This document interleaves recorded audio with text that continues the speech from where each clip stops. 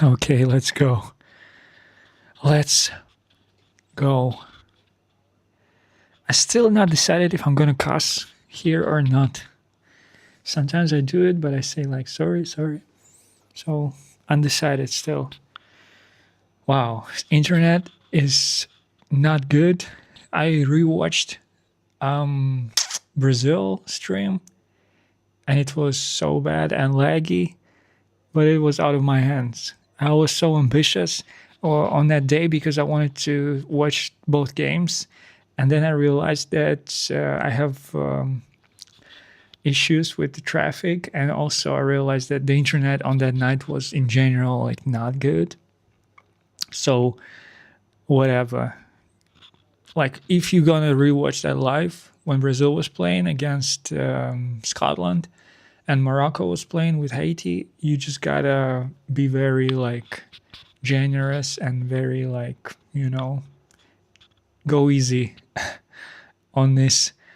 Okay, so we are about to start the Norway France game, and can you imagine?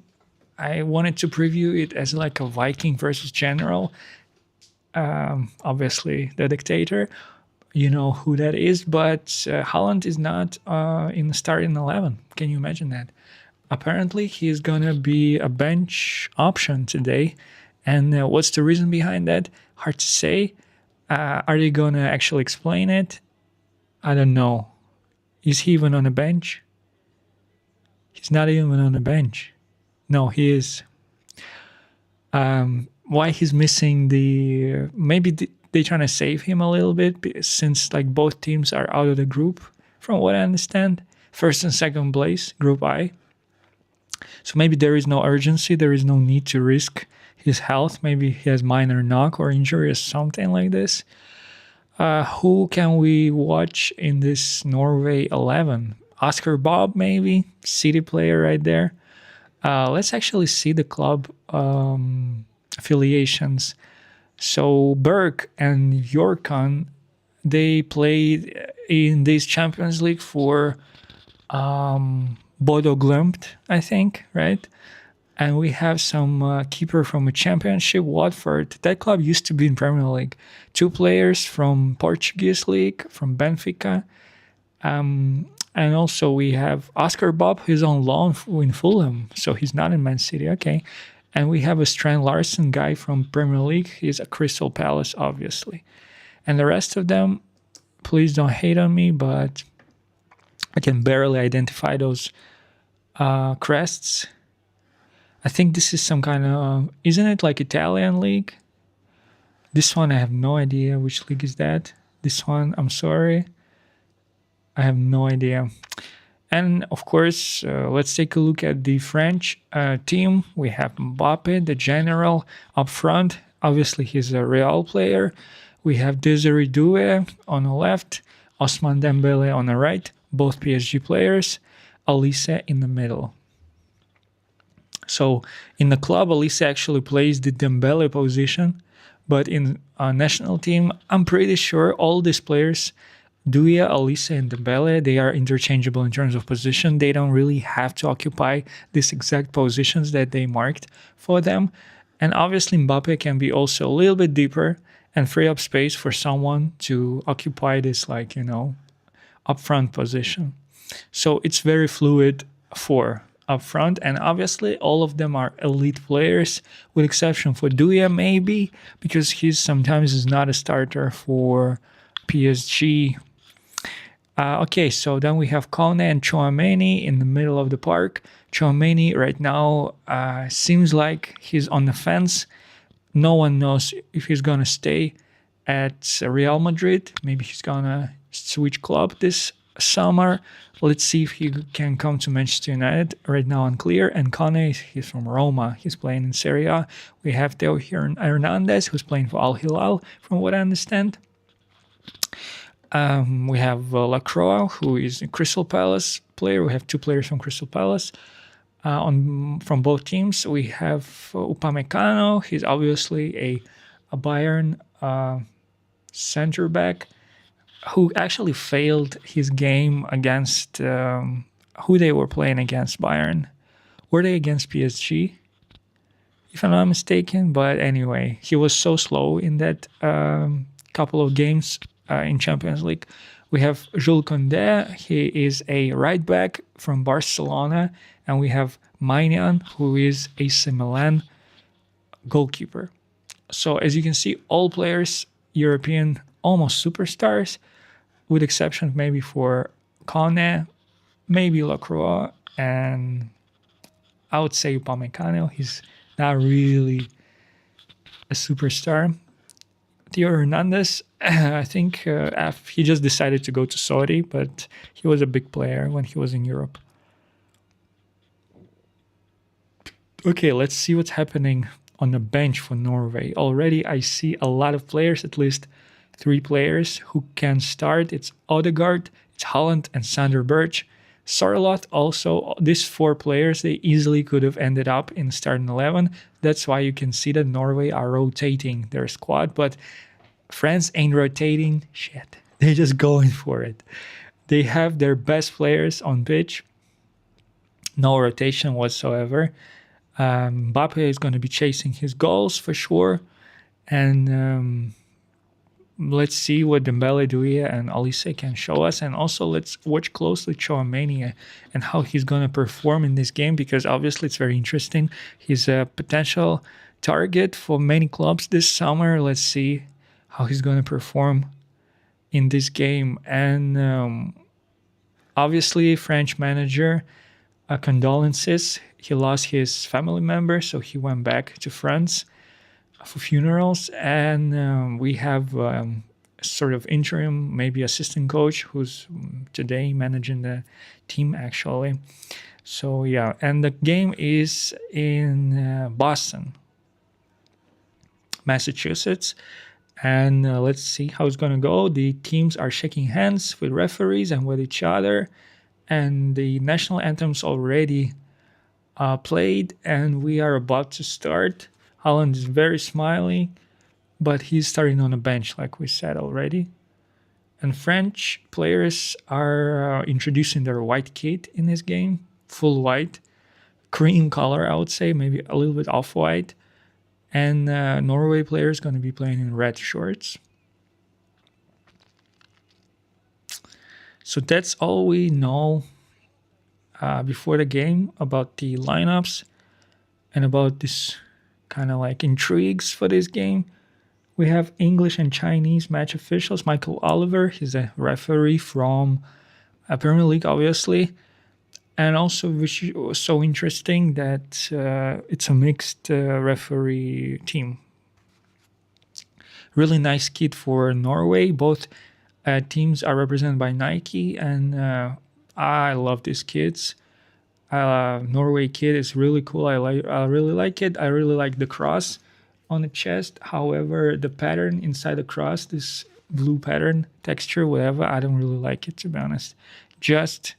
But the design is still better than anything Adidas produced this season, in my humble opinion, with exception for Spain kit and maybe Scotland kit, from what I've seen so far. Those kits were kind of good. Okay, so they're showing a little widgets with players.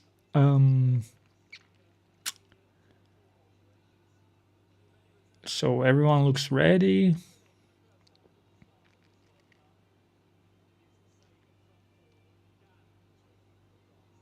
What else can we say? Let's just get the game started and let's see what's going to happen.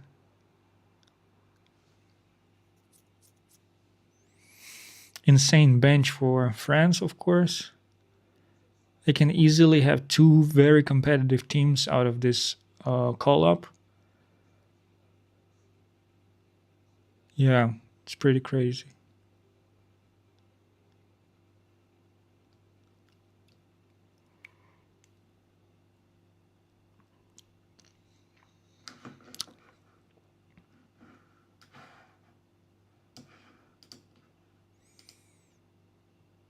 Let's go.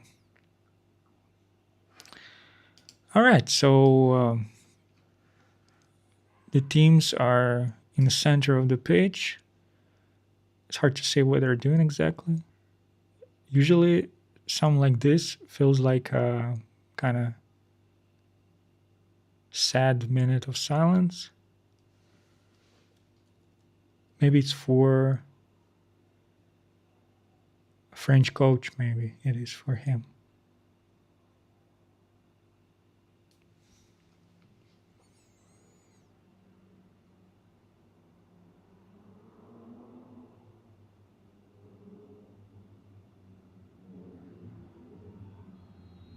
Okay, so now the game will start.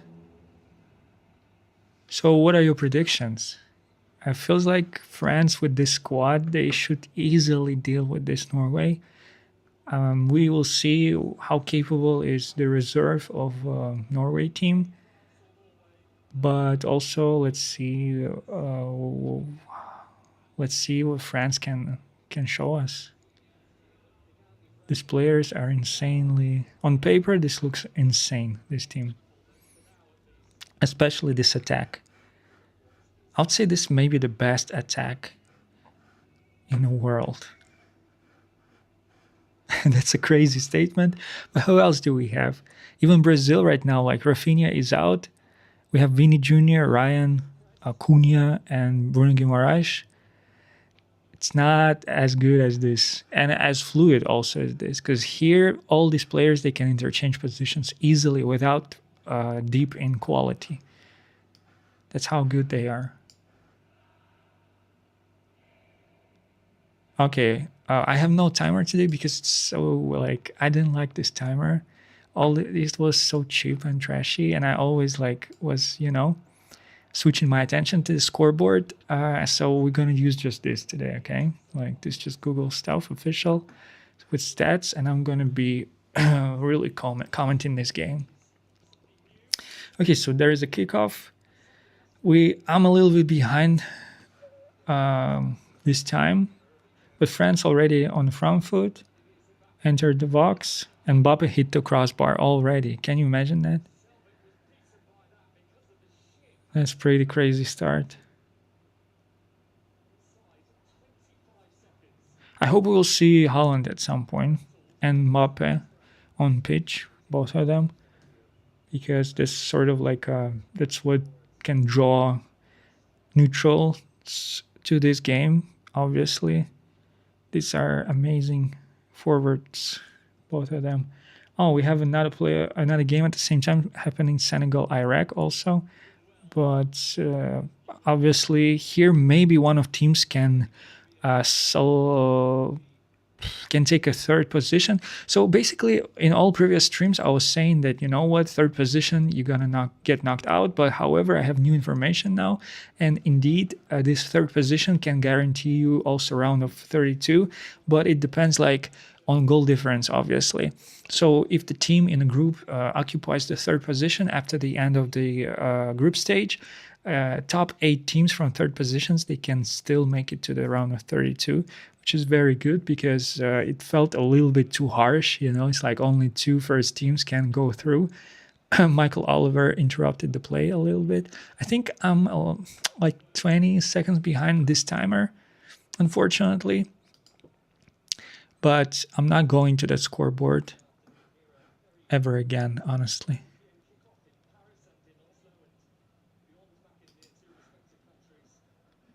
It's crazy because I can see the latency again. It's so annoying.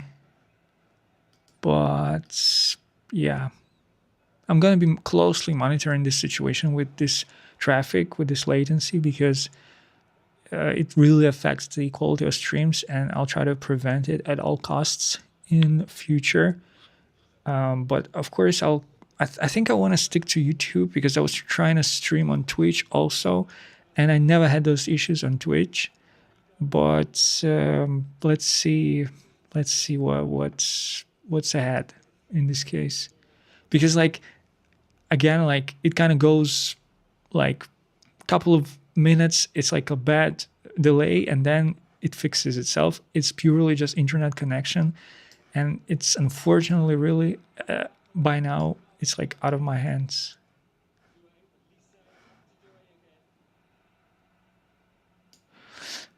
Okay, so France is on the right wing. It's really hard to say exactly. Like, are players still in those positions that are on that are shown to us in the lineups? We will just have to trust our eyes and figure out who's who there.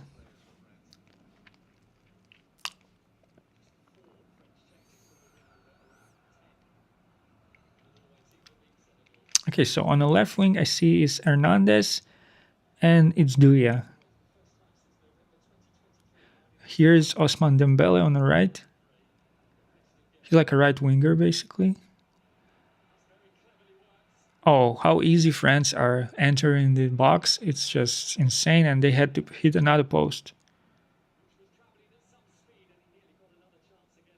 I mean, France just hit the ground running. It's obvious. They really hit the ground running. And another post. What is Manu Conte? I think his strike ended up shattering the bar, the woodwork. Let's call it like woodwork. Okay, so Hernandez with the ball. Olise is now on the left. I see Dembele there also. So yeah, they're all just like, and Due was shooting from outside the box from a position of like deep line 10. So defenders of Norway, they're gonna have like a maelstrom. I think they're gonna have a head loss and nausea because these players they will just change positions all the time. Right now, it looks more or less like it was,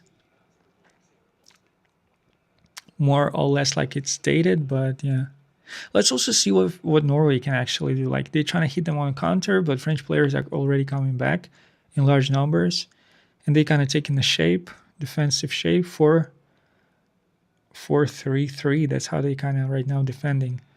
French Koundé was trying to read the play and be first on the ball, but I think someone fouled. I think Koundé actually fouled. It looked like he fouled, but maybe the whistle will go for in France actually. I mean, Norway, I don't see how can they hurt France, honestly, because already you can see that they're probably not going to play low block just purely because, or maybe France just can play through their low block because France already hit the woodwork twice in their attacks. And how easy they. Okay, so we have a goal from France. I can see already. This is the attack. Dembele will do everything himself. Oh my goodness, that's just different level. Honestly, it's just a different level of football. How easy he scored that goal, huh? How easy was that? That movement, no dribbles, pretty much. He just like picked the best position for him and just shot from the inside of the box. And he done everything himself. Of course, there's going to be assist for someone in French team, but at the same time, it's not super important who assisted him because this is the type of goal that it's just his. Who was it? Was it Mbappe with the pass?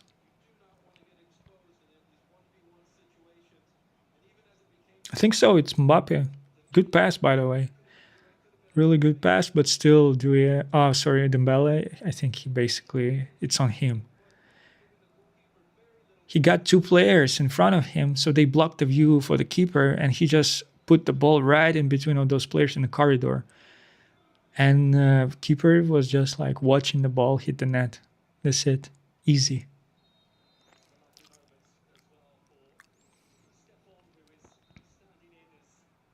So for anyone who's going to be watching the full stream, if there's going to be a delay again or something, just wait. Okay, don't freak out. Like couple of minutes, and it should sort itself out. It's definitely some kind of internet issues. So yeah.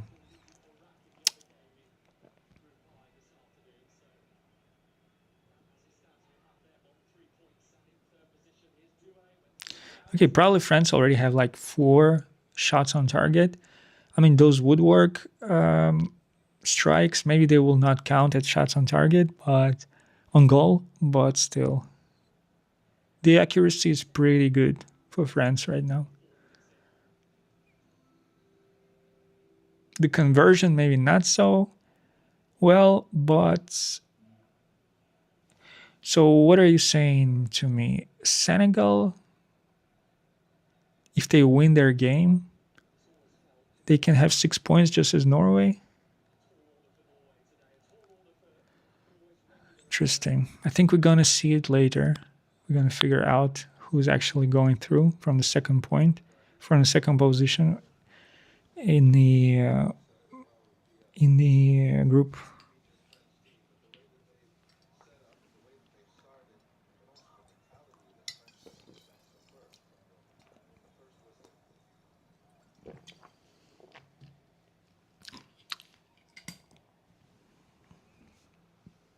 Okay, so Norway. I'm sorry, guys, but I don't see what can you do. It's a huge task for Norway bench to try and deal with the prime French attack and midfield also. Defense definitely is the weakest point in this French team. I'm gonna just be real with you. Even I would say specifically central defense, it's not as sharp and bright as the attack for sure. Like on the wings, a French defense actually looks pretty. It looks still very offensive. If I'm gonna be real with you, both of those players, they love attacking. Kunde and Hernandez, they really love to be up front and to overlap and do all this stuff. So basically, you can hit France on a counter for sure, but you need quality still. Like right now, for example, Norway had an opening and they had a striker alone there in the zone, but the player couldn't place the ball properly. It was intercepted. But France are open. I wouldn't say that they're also great, showing great defensive effort. You just need a little bit of quality and you can score a goal. The issue with France is that, yeah, you can score a goal against them, but how many goals they can score? If they convert everything they create, it's going to be a very scary scoreline.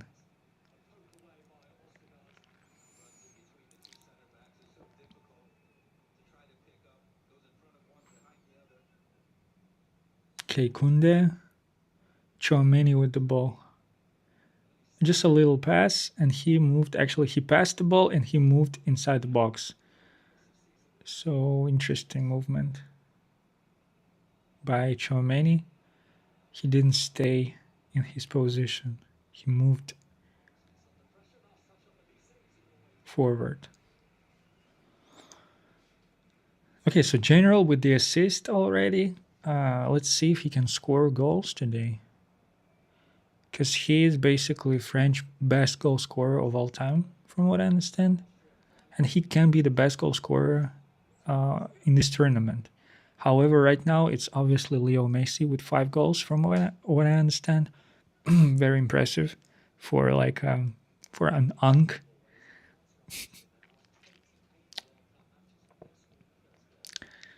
Okay, so the game, it looks like it's slowed down. However, it doesn't mean anything. Norway players got robbed and Elise's shot got blocked. He was too slow. He was hesitating a little bit, maybe waiting for the best opportunity to shoot.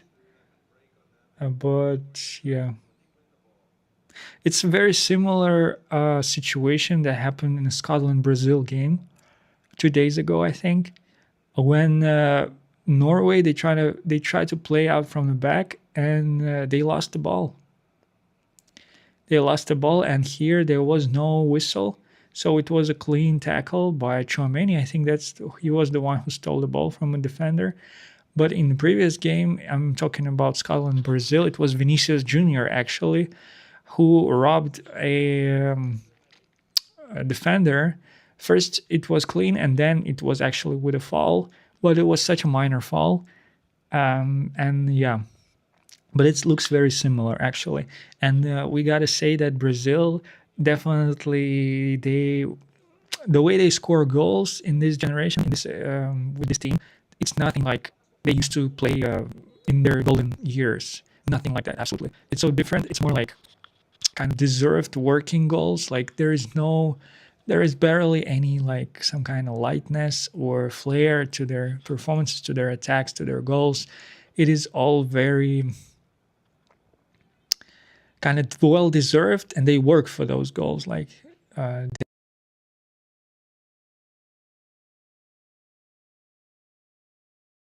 they some of those goals they happen. Oh my goodness, what a chance for Strand Larsen. Norway already had basically this chance. It was bro, just put the ball in the back of the net. Oh my goodness, I don't understand how they didn't score it. Upamecano with a bad clearance, open goal basically, just couldn't place the ball a little bit lower. Strand Larsen. It's a shame. Holland would have scored something like this for sure.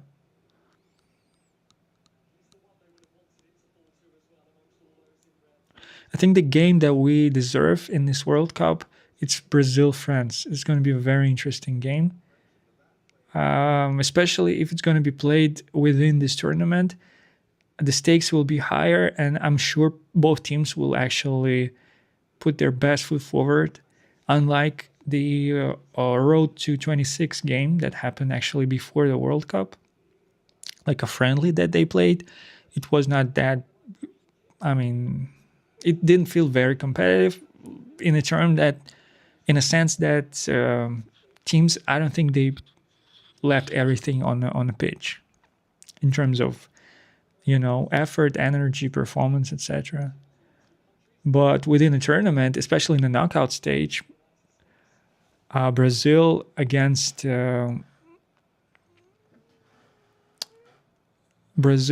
France, it would be so great because French defense, it's not like bulletproof. I'm telling you. And if it will be tested by a very decent attack group, it can get interesting. The game, I mean, because who else has amazing attack out of all those? Like Portugal, no, they have amazing midfield, but not the attack really. Spain attack, it's kind of like fragmented. Potentially it's good, but right now it's not the best peak attack in Europe. I mean, who else is there? Netherlands, far from it. Who else is there? Spain, Portugal, France, England attack. Eh, England, I think they tried to do a balanced thing when in fact they could have actually brought even stronger attack and stronger, more maybe risky. Tuchel could have went with more risky picks, but let's see how it's going to play out for them, for England. But still, their attack is like, it's okay. I mean, Kane is elite striker. Besides that, I'm not really sure, you know. So I would say Brazil has an insane attack, especially if Rafinha, let's say, heals his injuries, or if, let's say, Neymar will pick up a certain level of fitness, because he was class against Scotland. Of course, it was already non-competitive game when he entered the pitch for the last 15 minutes. But Neymar, everything that he's done, like all the passes, all the movement, all the crosses that he took, even he took one shot on goal. Everything was very direct. Actually, it was not he was not just on the pitch for the sake of it, for the sake of being on the pitch. I think he contributed something to the game, even though it was already non-competitive. It was 3-0. But it feels like if he stays fit, he can be that type of player who can come on later in the game and just do something like give an assist or score a goal. That's how I see it, for sure. So Brazil attack versus French attack. I think these two are the best. These two best attacks in this World Cup. It could have been England also, but a lot of players they are not present. because they had so season, I guess, in the eyes of Tuchel, I guess. That's how he was picking the teams. He picked only those who were actually good during the season or played a lot of games throughout the season. But again, that was not the marker for him because Luke Shaw and Harry Maguire, for example, right? They played almost every game. I mean, Luke Shaw played every game in the season, but he was not called up. Maybe you can understand Tuchel because he wanted to bring younger players, but he brought Jordan Henderson, for example, who's not going to play, I'm pretty sure, in each game. But Luke Shaw, he's experienced, but also he's actually match ready. He actually can play games. So whatever. Also, of course, Palmer, Foden, Gibbs White, right? These three players, they're great attackers.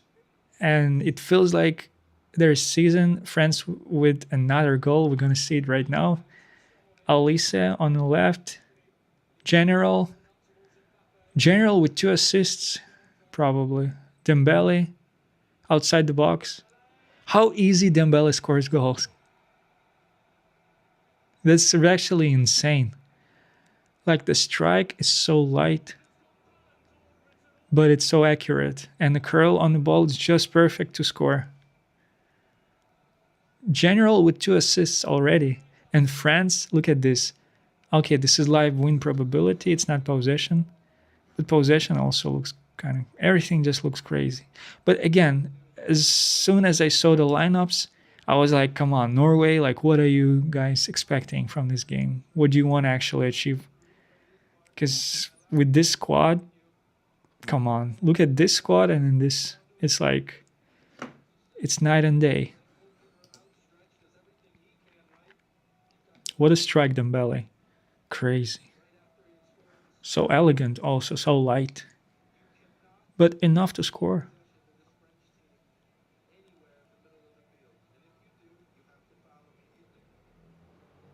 Okay, everyone is happy.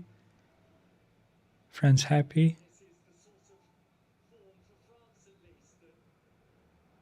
Norway not happy, but come on, guys. You should have. Oh, okay. All right. Norway scored 1 goal. They retaliated. All right, all right. I see it. I see it.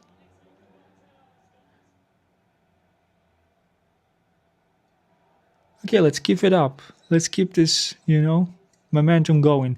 Because, like, yesterday there was a game, Haiti, Morocco. It was 2-2 in the first half. And I was like, wait a second, did I pick the right game to watch? I mean, not yesterday, but day before yesterday. And then in the second half, it was crickets. They didn't do anything. It stayed 2-2. And also, what a game it was, Turkey, USA.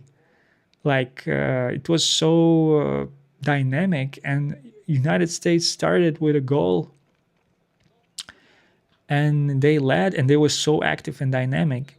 And the score line was 2-2 in the second half. And the last attack in the game, literally the last attack in the game, it was Turkish attack.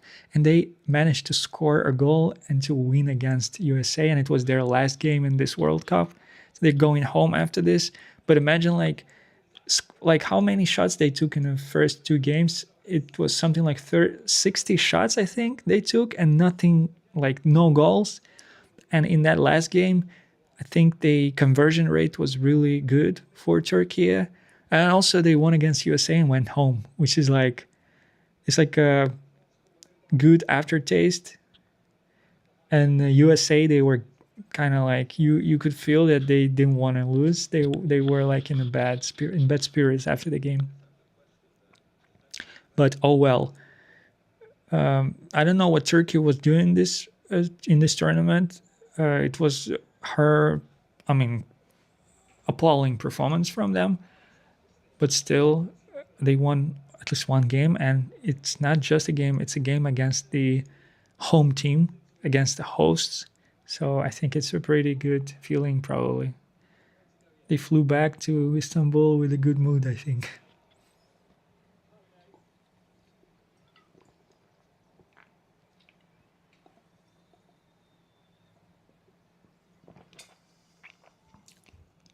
Okay, so game slowed down a little bit after that Norway goal, and France is shuffling the ball in the middle of the park. Everyone is just taking part in this. Defense, wingers, and midfielders.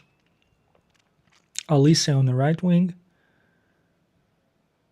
Whoever thought they're gonna be playing against Dembele, psych. Now it's Alice there. Okay, Chouameni. Who was that? Hernandez with a strike.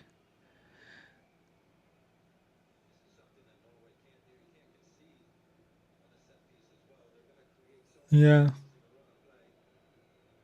I honestly don't know what to tell you. It's hydration break, so let me drink also.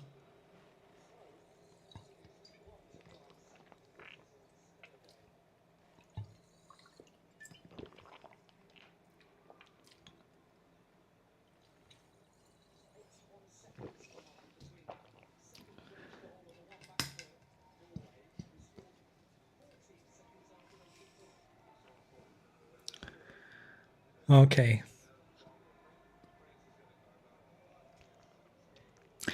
It doesn't really feel like Norway still, even if they stay positive and they keep on attacking, it doesn't really feel like they can get some out of this game. Purely because France, how easy they score those goals. I mean, they couldn't score everything, absolutely, they create, but already they scored two, and those goals were just like individual brilliance. Usman Dembele just like laid those balls in the back, put those balls in the back of the net, and without no fuss. And and Norway, I think they're gonna miss out on their chances purely because of lack of quality. Even though they will create those chances, and France give them space actually to create those chances, it feels like they're gonna miss them purely because of lack of quality, individual quality. But France defense is like it's laughable. Like especially in those episodes where Norway scored the goal. I mean, they barely done anything to block the shot. They were so lethargic and lazy and slow.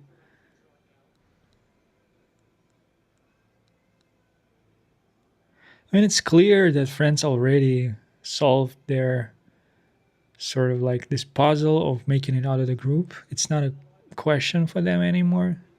It's already decided. But still, no one wants to lose a game like United States did, you know. So it will have like this kind of psychological knock on their psyche. You want to win all the games, or at least you want to like draw it.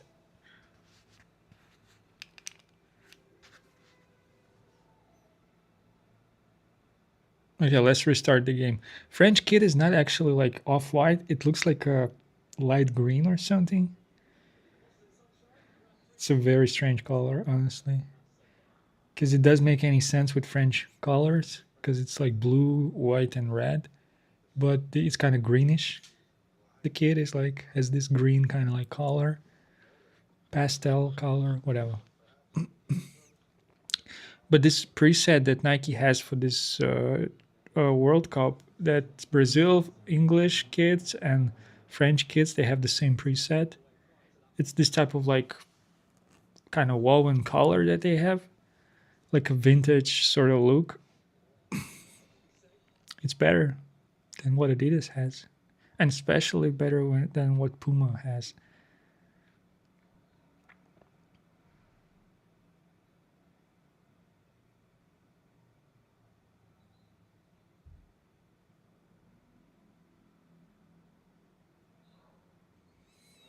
Okay, so let's see who's going to pick up the pace after the hydration break. Who needs to win in this game more? Definitely Norway would prefer to win this game, just not to share points with Senegal, especially if Senegal wins their game. I think they will have both 6 points. Or am I tripping? If Norway loses this game and Senegal wins their game, right? Senegal, they will both will have 6 points. So it will be decided by goal difference. However, if Norway draws this game or wins this game, they will solidify. Oh, no, no, no. My fault. Senegal has 0 points and they're leading right now. And Iraq has a red card also. So, anyway, Senegal are leading and this lead gives them 3 points only. So they need to fix their goal difference and remain with 3 points in order to enter this like group of third place teams. Uh, if they're not gonna fix their goal difference, it's a wrap for them basically. If they're gonna have negative goal difference and 3 points, it's like irrelevant. So yeah, no way, shape of form, Senegal can take a second spot. Norway already got it on lock. Only thing they can do is win against France and have also 9 points. But I don't see how it's possible to win against France, especially with this lineup that they have without Holland, without Odegaard, without Sorloth, without this quality up front. I don't see how they can win this game.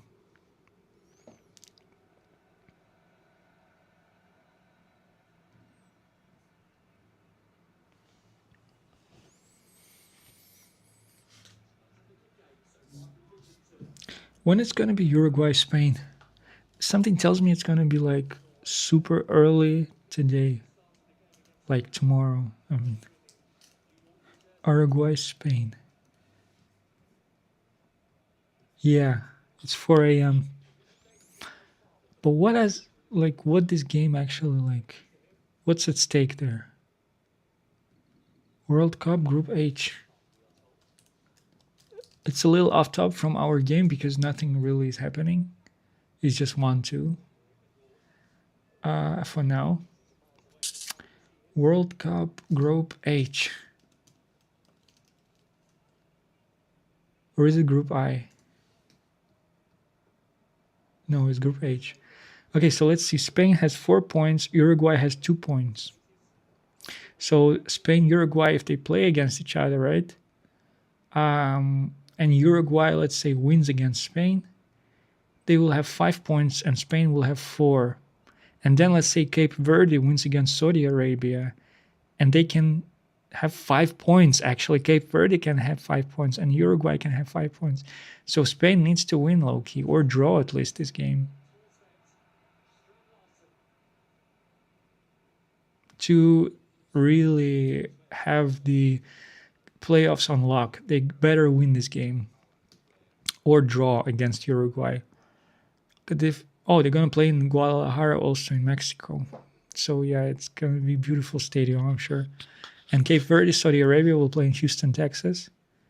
Cape Verde can win definitely against Saudi Arabia. And they can have 5 points by the end of this group stage. So this actually, from competition standpoint, Group H, Dembele with a hat trick. Oh my goodness. Who assisted him? Chouameni? Yeah. It's crazy, just Dembele, like, what the hell with... He's trying to count the goals.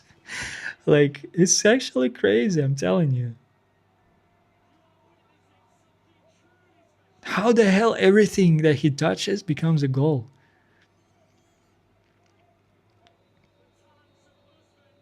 Because the power on those those strikes, it's not really like insane. It's not really that powerful of a strike.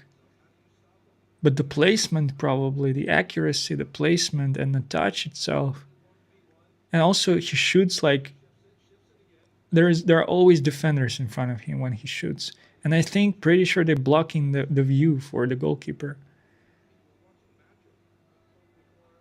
Crazy whip.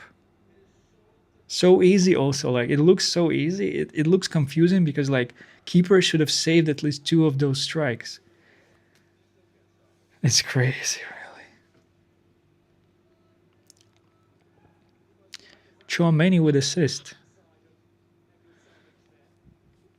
So I'm getting a better idea of Chouameni here, at least his role in this French team. He's this type of anchor for them outside the box in this 10 position centrally. So he can always be there just to provide some like stability, you know. He's always there. If the ball somehow like goes into this space, he'll be there to like either recycle it or just like keep it, or also he can put pressure. If they lose possession, he can instantly put pressure. So that's the type of role that he occupies in the attack. And I see already with Manu Kone, they are playing like in tandem, basically. So I can see them press together, actually. Just in this episode, they were pressing same player at the same time. So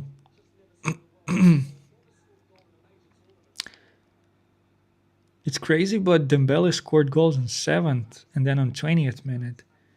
So it's like 13 minutes apart, right? And then 12 minutes apart on 20th and 32nd. He scored goals like each 12 minutes or something like this. Oh, Chouameni with the strike. It was like a reverse assist. Dembele now gave ball to Chouameni, but Chouameni like it was like a football, American football goal. Oh no, he hit it so bad.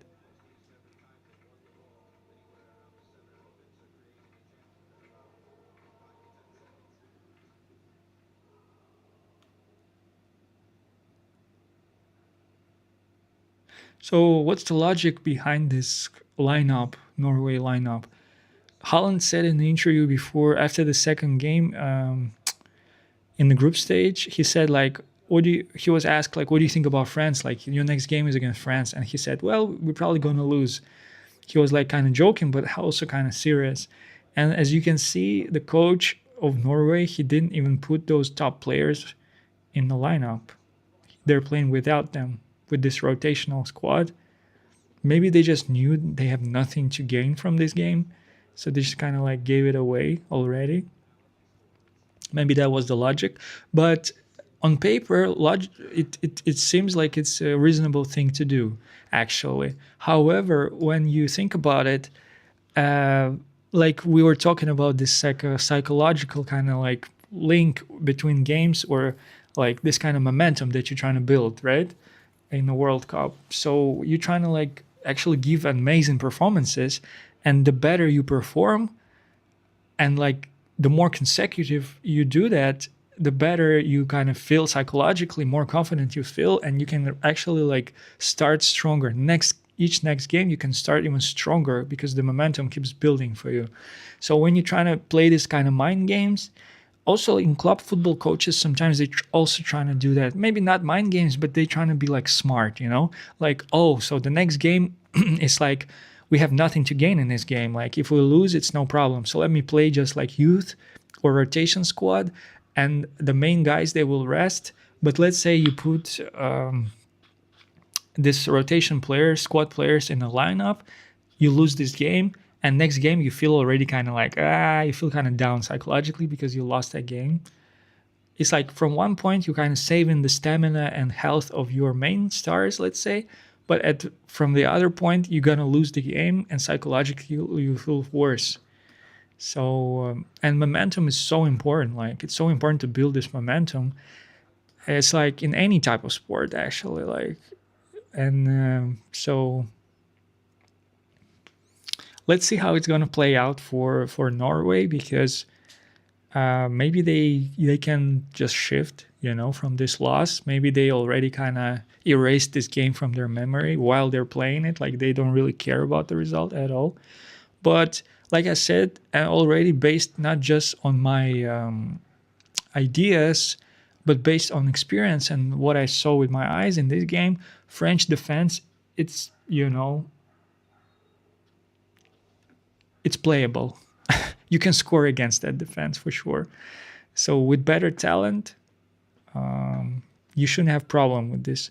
So with France, it's more about like trying not to concede against them because of the quality of their own attack. And again, the fluidity of their attack. Like if you're a defender, how are you supposed to, like, if you like a group of four defenders, how are you supposed to distribute the roles? Like who's gonna, you cannot really man mark, because the Dembele who's gonna be on the right wing, he will go to the left or to the center, and the defender who's there, right back, let's say he got to travel with him to the center or to the opposite wing. It doesn't make any sense. No one ever defends like this. So in this case, you got to defend like zonally against them. But yeah, and also like as you can see, the style of play of Dembele and Alice, I would say Mbappe is more explosive.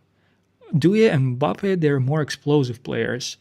But Dembele and Alice, their dribbling and their movement, it's so kind of nonchalant and like silky. And the goals that Dembele scored, they're not like explosive like runs or anything. It's very like kind of fluid and just aesthetic. So it looks like you should be able to defend against that if you just like, if you will be more kind of physical and direct. It feels like you shouldn't have problem with this. However, look at him. He scored like all his basically attempts, no issue. He buried all of them.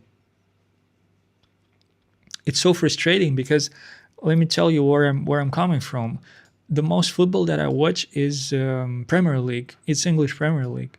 So basically, like this type of wingers and forwards in Premier League, they have tough time. Like Alice or Dembele, it's hard to imagine those players in Premier League. I think they're gonna struggle because the kind of in Britain, in English Premier League, they don't really give you that much time to do all this, to pick the favorite position, to gather like defenders around you and find this opening corridor for a strike. They will just go at you instantly. They will try to close distance and like body you, even like bully you a little bit. That's the type of football they play in defensively in England. So for me, it's so like outlandish to see this type of goals that he's scoring. It's this type of Champions League goals that he scored, because it feels like this type of goals you can easily score in Europe, but it's so difficult to imagine anyone scoring something like this in England. In order for a winger or attacking player to score similar goals in England, you have to be faster and more direct and explosive in order to bury those chances that he had. Because the defenders, they will not just travel with you and like go, like walk with you and like keep distance and just watch what you're gonna do. And then when you try to shoot, they maybe will raise their leg or like kind of like, do a little bit of a tackle. No, in England, they will just go at you. They will close distance in no time.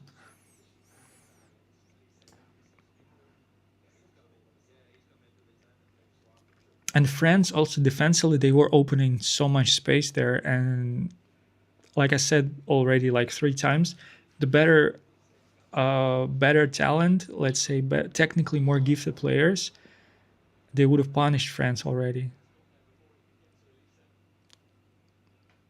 At least 2 more times, I would say, just based on this game and the chances that Norway created with these players that they have on the pitch.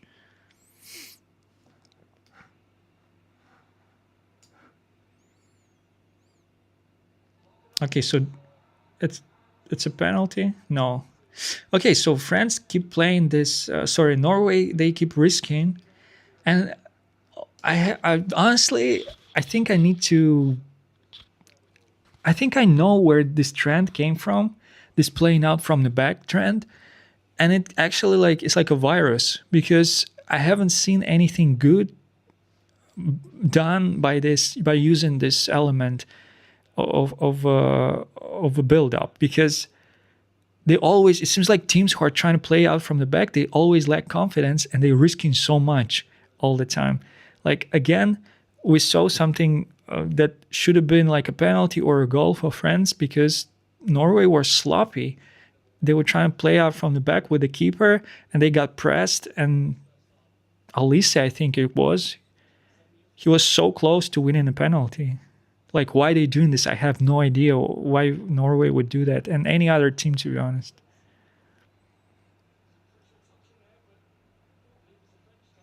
It's just so frustrating because it feels like it's for the sake of a trend, and it goes against common sense.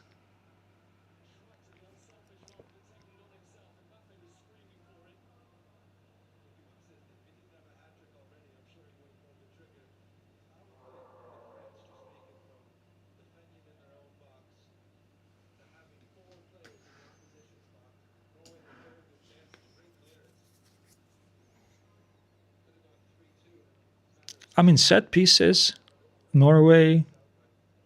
Oh, it was Duye, my bad. It was not Elise.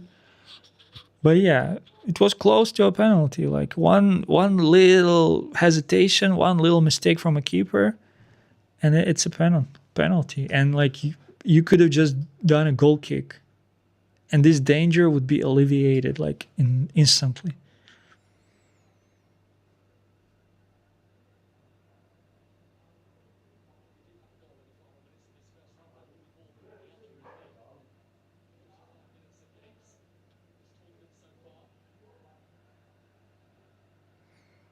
It makes no sense trying to predict anything in this game because France are scoring those goals so easy. So it's like saying that, oh, probably that's it for first half. There will be no more goals. There just makes no sense saying anything like that because at any point in time they can just pull a goal out of nowhere, just purely through individual brilliance.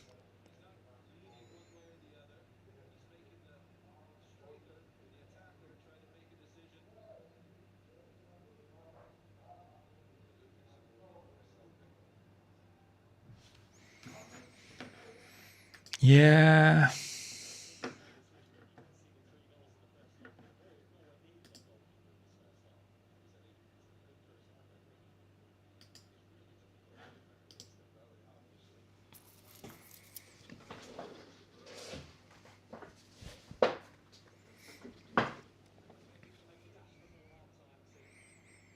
Okay, plus 5 minutes.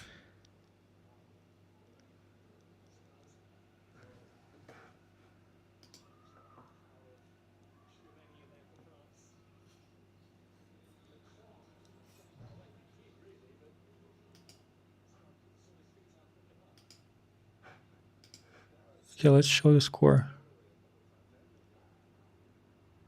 Yeah, let's keep it like this.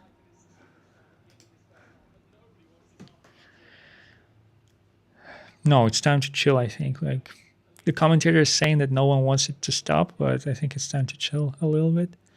Alisa with a strike. I mean, wide.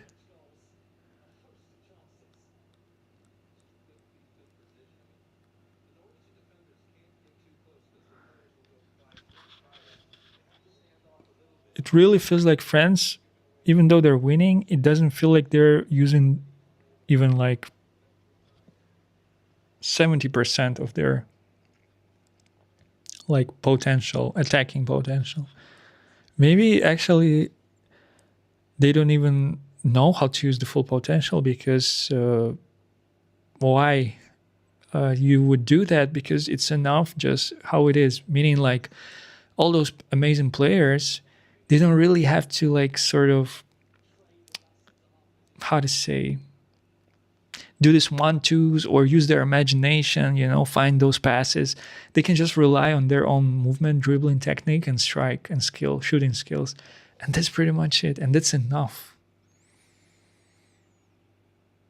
But imagine like if those players were playing like in the same team in Europe, let's say, and they would be able to train together like every week, every day. This like three attacking players together, that would be crazy.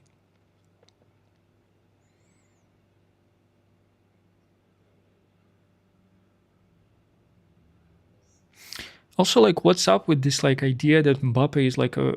I mean, we know that he's a general, right, and stuff. But of course, there is already established opinion about Mbappe being like a player who forces his team to kind of suffer because like of his time at PSG and his lack of trophies with PSG and his inability to bring Champions League to Paris when he was there. And then obviously this first season that he left the team, they won the Champions League and then they won it again without him while he was already in Madrid. So my question is like, why it's not a problem for France? Like, why Mbappe is not a problem when he's playing for France? Because he doesn't really look like liability, and it doesn't really look like he just, you know, demands all the balls, and he just wants the ball all the time, and he's just like fumbling chances and stuff. He's not doing that. So I wonder what is the issue behind that. Why, like at Paris, he was doing that, and he was like a problem, sort of. He was an obstacle for them on the way to the trophies, and with France, it's not an issue. That's so interesting.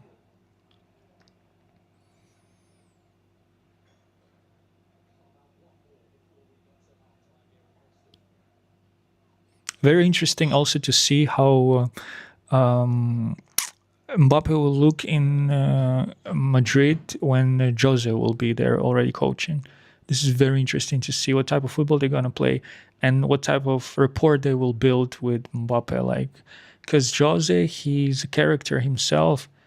I understand the reasoning behind bringing him because Jose, he's building this type of teams that are not for the future.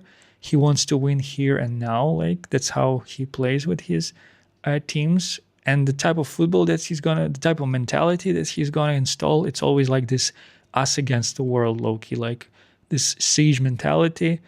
And Jose will introduce this to Real Madrid, which is frustrating, right? Because think about it, Real Madrid is like, how can they have siege mentality when they're Real Madrid? Like when Barcelona, for example, right? If you coach them, or Atletico Madrid, you can coach them with this mentality, and you can perfectly project it on these clubs because they're not like the dominant, like, you know, forces.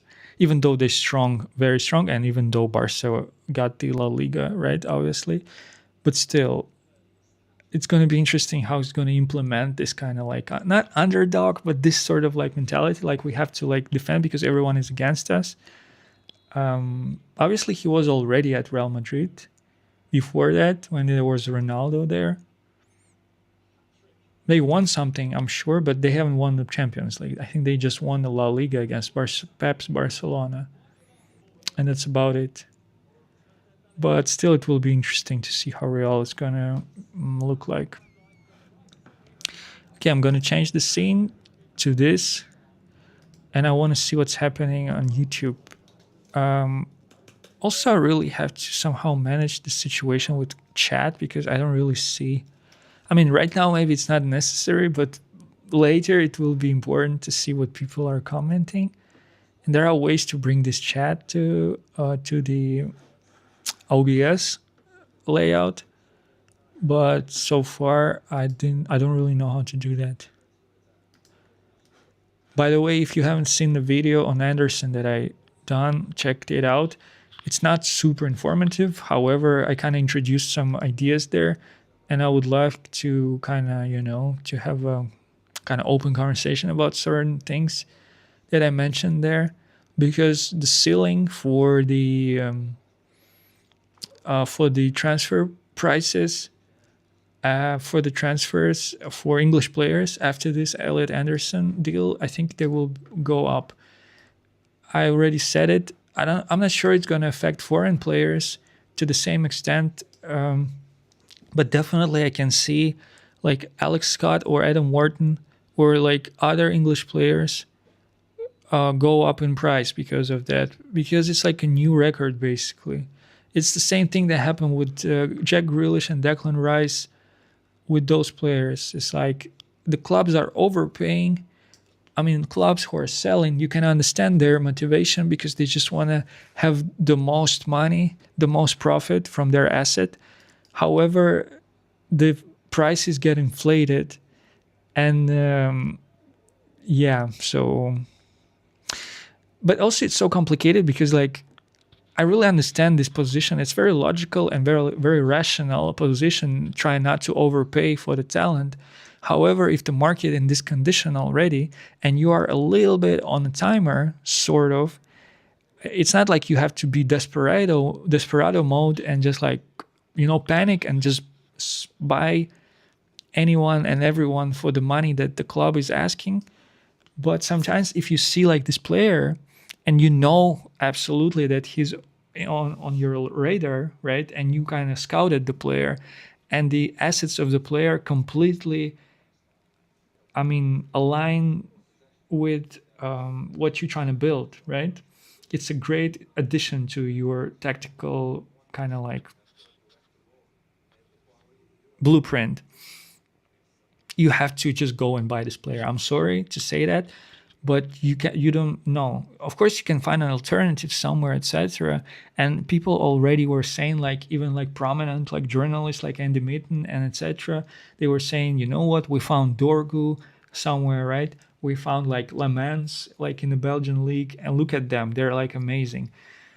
Yeah, it's true, but all those players, I mean, with exception of Lamens, probably, right? He just hit the ground running. Maybe because before that, our options were so bad, and just the level of stability that he brought without being eccentric or like, performative, like what Lamens actually has brought to our game, it helped us immensely to acquire this Champions League position this season. But like Dorgu, he needed some time, right, to adapt to what's happening. Sheshko needed to have some time to adapt to what's happening. You can make an argument that Cunha and Mbomo also, they needed some time to adapt, but at the same time, you already kind of know what they will give you. So there is no gamble whatsoever. It's either they just will show you what they already been showing in this league, or I don't know, they get injured, God forbid, right, and they will just not play. But with these foreign players, they will need to adapt to the physicality of the league and just to the culture and all that's happening there. It will take some time. And I just don't understand, like, sometimes I just don't get it. Why would you compromise the project that you're trying to build just because you don't want to, like, spend this extra 5-10 million for the player? For me, it doesn't make sense, especially if it's the player that you've been scouting and really it's quality. It just instantly raises, like, you know, the ceiling level of talent and also the bottom level of talent. It kind of raises it instantly. I don't really know. And then already different conversation about Anderson is that, like, for Manchester United, this player, even though in media people were saying that Manchester are hunting this player and they really want to bring him, for me it was absolutely clear that he's not going to join Manchester United even like 3 months before this deal, right? Before this, like almost July. So early spring, when the conversations start bubbling and people were talking about the talent and the profile of Elliot Anderson, it was for me super clear he's not coming to Manchester United. It's just something that from experience I can say that this player, he's like not excited about the project and about the team and about the brand of Manchester United, what it means. Sometimes you see those players and for them it just kind of means something, right? It's just kind of like the word Manchester United, it's like a dog whistle for some players. But for him it was just like, yeah, it's a team. And I knew he's not coming to our club. And then also potentially, for example, if he was coming to our club, right, and just look at him and how what type of talent we already have in the midfield, right? We just have Ugarte, Mount. I'm gonna say it, and it's gonna sound so bad now. Ugarte, Mount, and Mainu, right? We have those players, and then maybe we have Collier, maybe we have Fletcher's, maybe we have some other players, right? But it's unknown, sort of like we don't know how they're gonna perform. So we have those three players, and realistically, if we're saying, right, who's going to play next season, of course it's going to be Kobe Main who's going to be playing, right? So you need to just find someone at first who's going to complement what Mainu has, right? And we saw Mainu and Anderson play together for England. So we had a sample. Of course, you can say that maybe coach Tuchel was asking for different things from those players, right, in the middle of the pitch. However, if you just purely watch their dynamic, it was off. It was so clear that Anderson and Mainu, it's either they're the same profiles or either that someone is just taking more responsibility and the other player doesn't want to maybe fall deeper and defend or cover those spaces that left open because the other one just going forward. And definitely you can say that Anderson, he has more of a Bruno gene inside of him, like Bruno Fernandes gene, because purely look at his performance for Nottingham Forest. He was so integral to their attacking movement with Gibbs White. And he's the type of midfielder who is not super concerned about positional discipline. So he doesn't really have to be always in the middle of the park, to just occupy that space just in case something will happen, right? No, he wants to be on the wing. He wants to be at the 10 position, maybe even false 9, right? He wants to assist. Maybe he wants to cross the ball. So you want to be in where the action is, right? And you can say the same thing about Kobe Mainu. Maybe he's not that like aggressive in terms of his approach. Mainu is more like, gliding with the ball, maybe like kind of like, dribbling a little bit with it. And then if he finds a spot, right, he can try and attempt to score a goal. But in general, he's this type of like, link up sort of like a player who can just progress the ball. The passing that Kobe Mainu has, it's not elite passing. He will have to work on his passing. Maybe just it will come to him with age, etc. We don't know. But right now, Mainu looks like this type of player. So, like, you cannot have two midfielders who always both of whom are always up front. It will leave so much space behind, and like central defenders, they will not be able to just like always play high line to cover those spaces. It just doesn't make any sense. You got to have a balance, right? So you got to have a player who will be very happy to go a little bit more forward, but at the same time, you got to have this like anchor who's going to be behind and who's going to be, occupying spaces, be positionally disciplined, and also get into tackles and trying to win the ball back, all those good things. You can argue that this is the Ederson. I watched another video about him like yesterday, and it was AI narrated, so you can say it was like, but the information and the data that was presented in that video, it kind of like made me kind of rethink the situation on Ederson. I was never like for him, rooting for him to come to the club, but at the same time, I was never against it. And after watching his initial highlights, I got slight idea of what type of player he is. And then later, obviously, I saw him in this cameo in the second game of Brazil at the World Cup, and his performance was so bad. And I was a little bit like shocked, like, wait a second, so this is the player that we brought? But you cannot judge players based on World Cup, especially if they're playing like 10 minutes, right? It's just impossible. So we will have to assess his skills when he will hit the ground running in preseason and then later in the first games of English Premier League. But I really feel like he can add to his game, especially in this environment that Carrick was able to craft, more calm, more kind of stable environment. If you bring a player who's already good there, I think they will be even better. So I think that's the situation with Ederson. So I'm not going to be super negative and panicky about his signing. I think it's a good money for a good player. That's the kind of like situation with Ederson.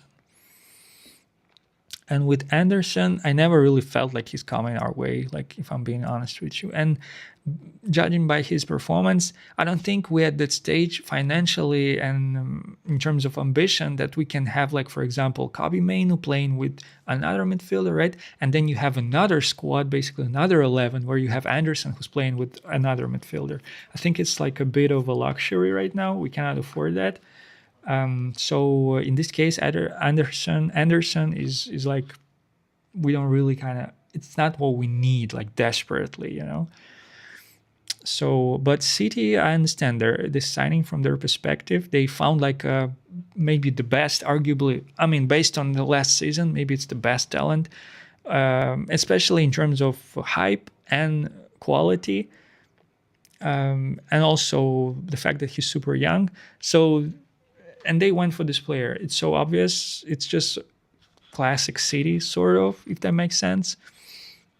So I'm not mad at it, absolutely. But my question is like, how City gonna start their season in August? Because the new coach, I'm not gonna say anything bad about him because definitely he was better than Liam Senior. Whatever happened with Liam Senior, we have no idea what happened to his Chelsea. in the middle of his presence there. But Maresco was definitely better than Limmer Senior in terms of results, in terms of performances, more convincing, just better, etc. But I cannot really just forget that game that they played against Chelsea, Manchester United. It was before January. I think it was in September, if I'm not mistaken, end of September. It was Chelsea, Manchester United in London, if I'm not mistaken. Maybe I'm mistaken. Maybe it was Old Trafford. Correct me if I'm wrong. But basically, Maresco was at the wheel at that time, and Amorim was at the wheel for Manchester United. And they went at each other. And it was like the first minutes of the game. And from what I remember, if I think it was Beaumont who was progressing with the ball, and he was fouled. And the keeper of Chelsea, he got a red card. And they were forced to make substitutions. And by that minute, I don't remember exactly, it was the beginning of the game, maybe first 15 minutes. And the Chelsea, they had the only, like, of course, how many attacks can you build in first 15 minutes of the game? But in those attacks that Chelsea were able to build, I think it was Pedro Neto who was the better part of their attack. And when the goalkeeper got a red card, Pedro Neto, he subbed off Pedro Neto. So Maresca basically said with this substitution that we're not going to try anything in this game. It's game over. Because I'm subbing off my attackers. So to me, it communicated the fact that he got spooked and he was like, oh, it's like Manchester United's going to punish us. So let's just like quickly fold our attacking ambition, and we're just going to defend against them or something. But the coach, let's say, who analyzes games and who watches games of opposition, he should have never done something like this, purely because he was playing against Manchester United, Amorim's Manchester United. I'm hitting the table and the camera is shaking. So anyone who watched Amorim's Manchester United knew how shaky they were psychologically and defensively and everything. They were conceding all the time goals, and they were like conceding, like, let's say they score on the 20th minute, second attack, 21st minute, they concede the goal. That's how Manchester United was defended at that time. That's how shaky they were. So I really don't get why, what was the thinking behind those substitutions. And that game kind of told me a little bit about Maresca, and I was a little bit, since after that, I was like, you know what? I mean, maybe he's potentially a great coach, but for some reason, he got scared and he subbed off his attacking potential. He like kind of self-destruct a little bit. He minimized his own chances to get something out of this game, regardless of this red card. Because later in the season, Everton, I think, played against Manchester United, and they had 10 men also, and they were able to win against 11 men Manchester United. So for me, this lack of risk-taking and maybe a little bit of, let's get something out of it, not just purely based on some delusion, but based on the logic and experience and what you saw, because Amorim's United was not that good. So I don't know. Ever since then, Maresca, in my opinion, I don't think he will be a huge success like from the very start for Manchester City. I think they will have their issues with this coach. So regardless of the situation, and also no one knows what will be the atmosphere in the team. Usually when a coach leaves a team that is very capable and almost like a champion level, you could argue that Manchester City, they were almost champion level in the last season with Pep. However, you could see also that he wasn't able to pull the same trick that he used to do in the previous seasons when he was rebuilding sort of team in January. So he tried to do, the game is about to start, by the way. So I'm just going to finish my thought and then we just follow the game. So, and that was so frustrating. Not frustrating, but what I was saying, it was Pep's City, right? And he couldn't like rebuild sort of, not rebuild really, but he used to inject team in January, he used to inject his teams with this new energy. How he used to bring players that brought this kind of like new kind of like oomph, new charge to his teams. And it was not enough this season.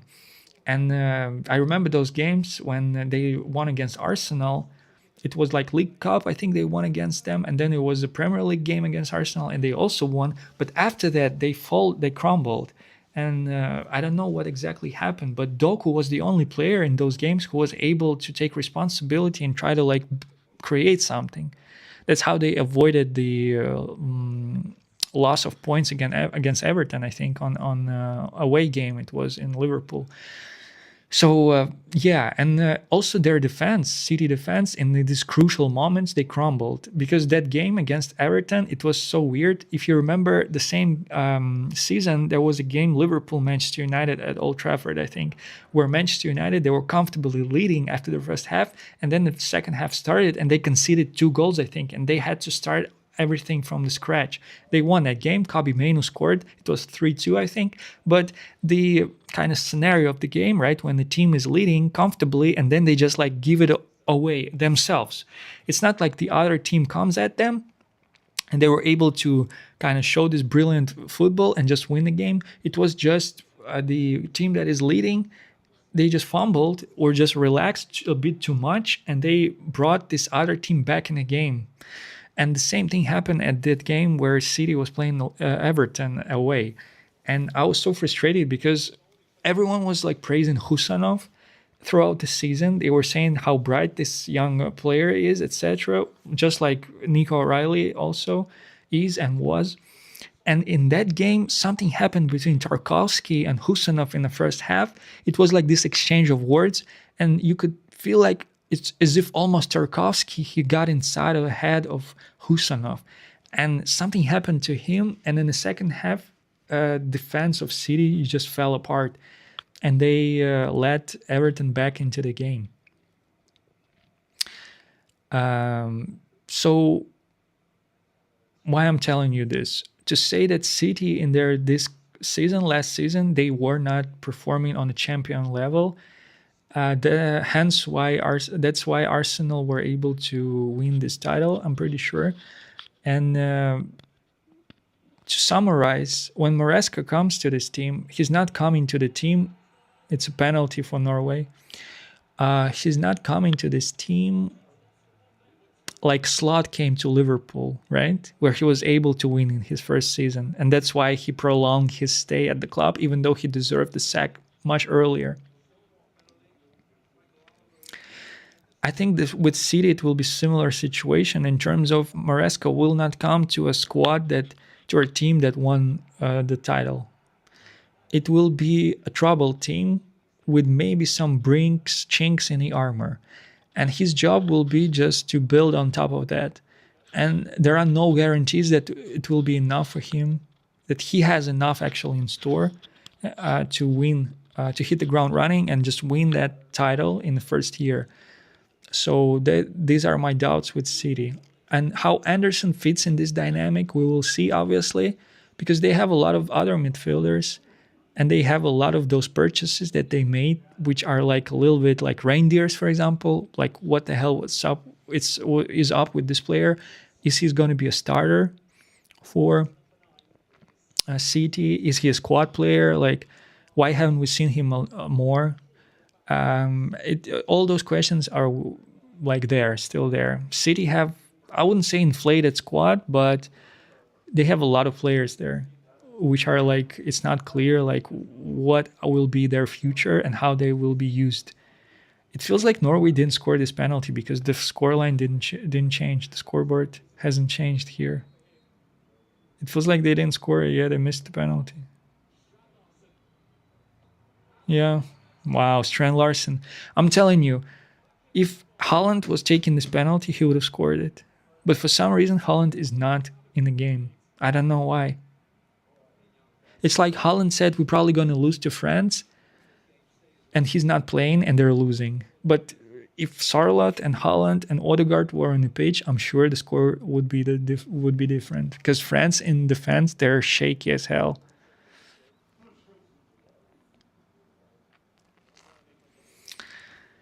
Anyway, so yeah, and that's the situation with Anderson. How I'm not, I didn't say it to say kind of like to communicate the message of like hate or like, you know what, it's like Anderson will flop at City or something like this.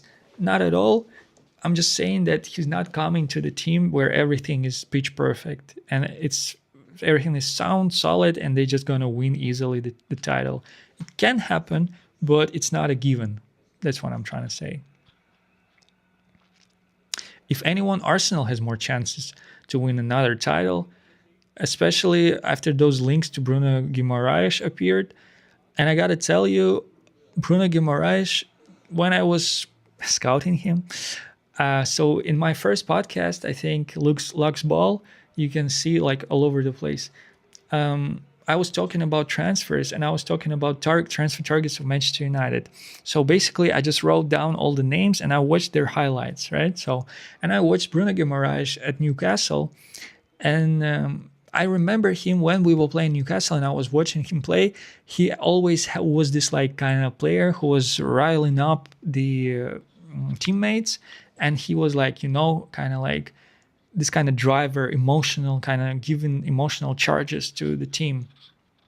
And that's why I label him like a passion merchant.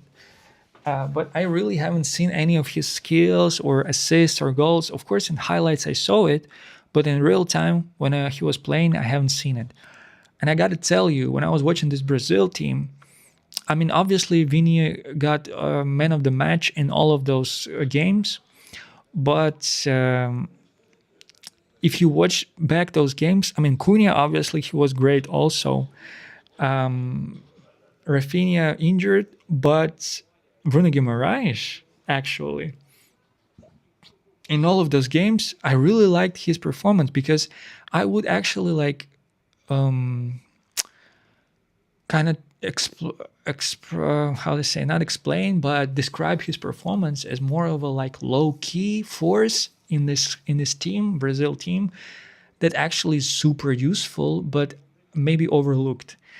And I don't really see exactly necessarily how he fits into this Arsenal team, just based on his style of play and based on his position, because he's like a 10, basically, right? 8 or a 10, I would put him in that position on the pitch.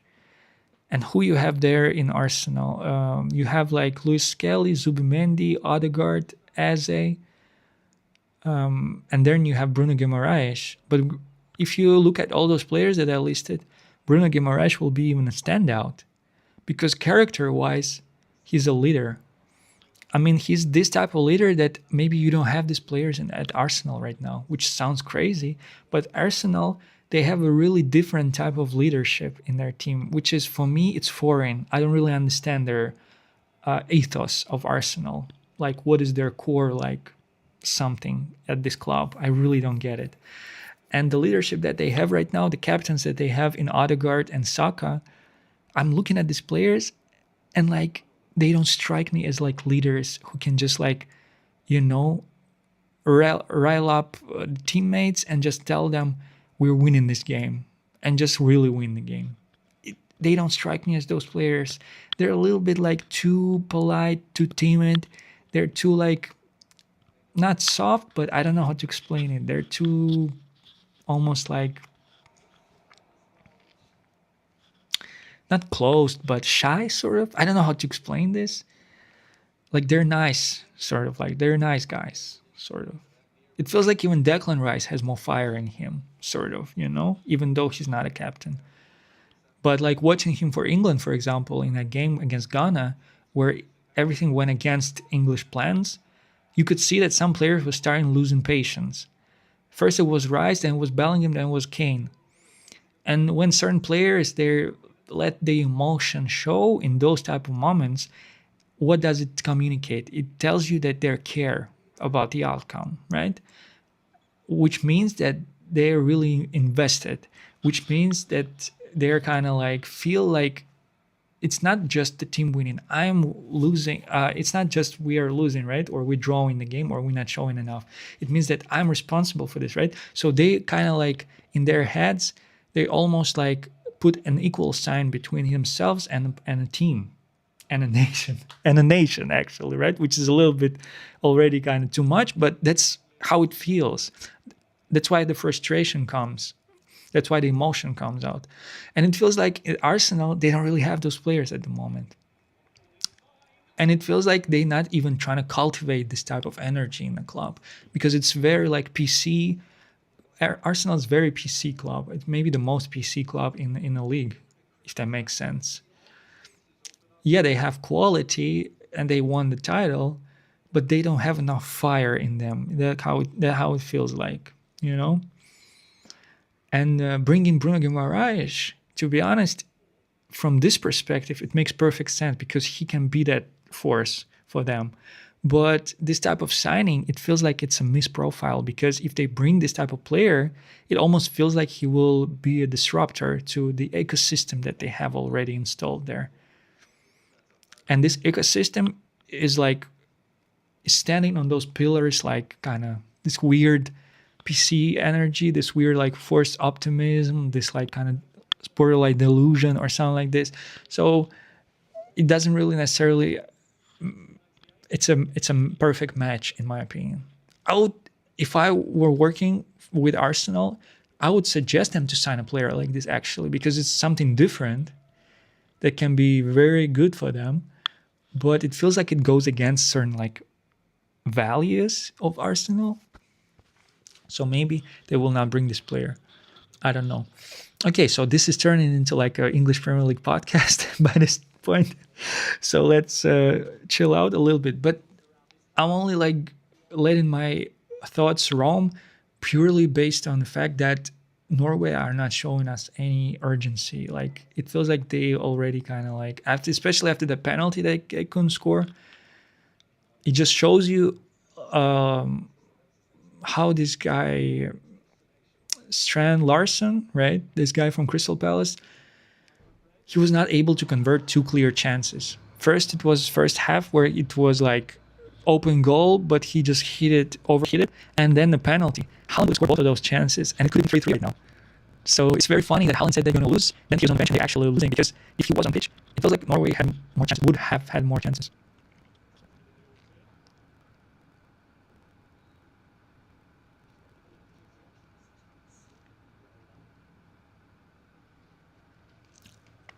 And obviously, France already scored. Three goals, and it's a hat trick for Dembele. Like, what do they have to gain in this game? Maybe Mbappe wants to score also a goal, or maybe he wants a third assist or something. But besides that, game is kind of like there is no intrigue in the game really, like because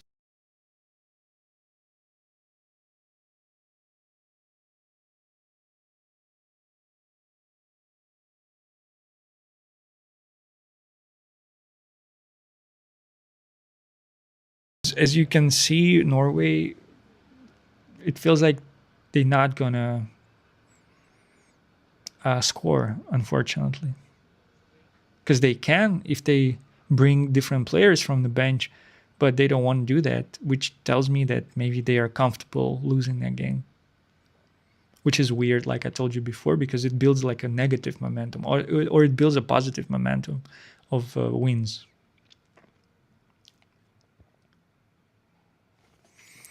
Okay, let me bring also this scene because for halftime I was like on a big screen. So let me go back to this.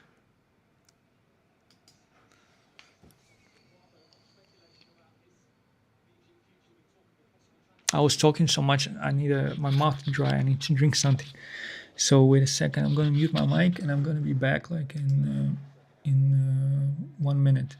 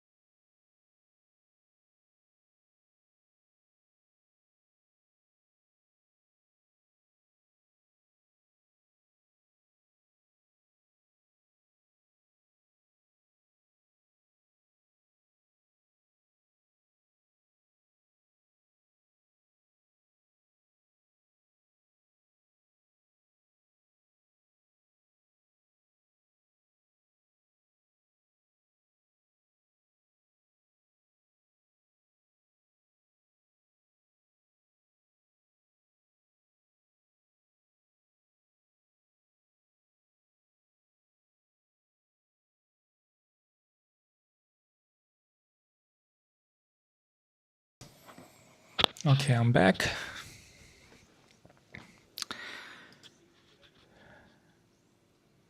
Okay, Elisa taking a free kick, and he wanted to whip it for Lacroix, but yeah, it was too much weight on that cross. It didn't connect.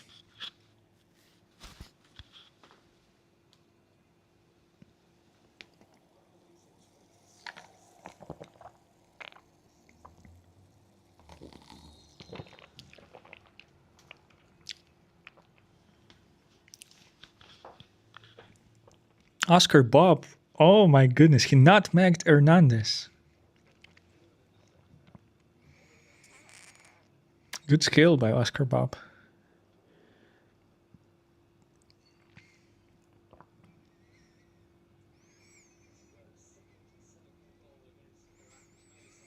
Okay, so France, they're trying to combine a little bit on the right, on the left wing.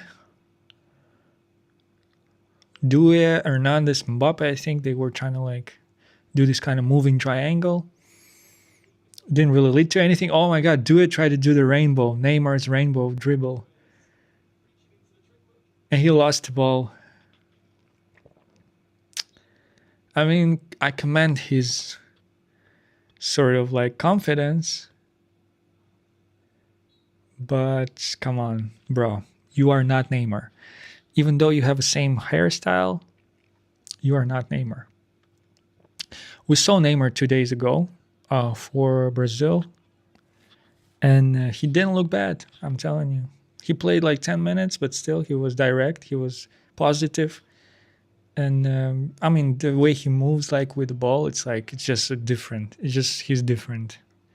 Even though he's already like kind of senior veteran player and he's slow, of course, there is still something there that is like I don't know how to explain it. Like Ronaldo doesn't have it anymore. Cristiano Ronaldo, Messi still has this kind of like I don't know something like there is some kind of engine inside of him, and it's still working the same.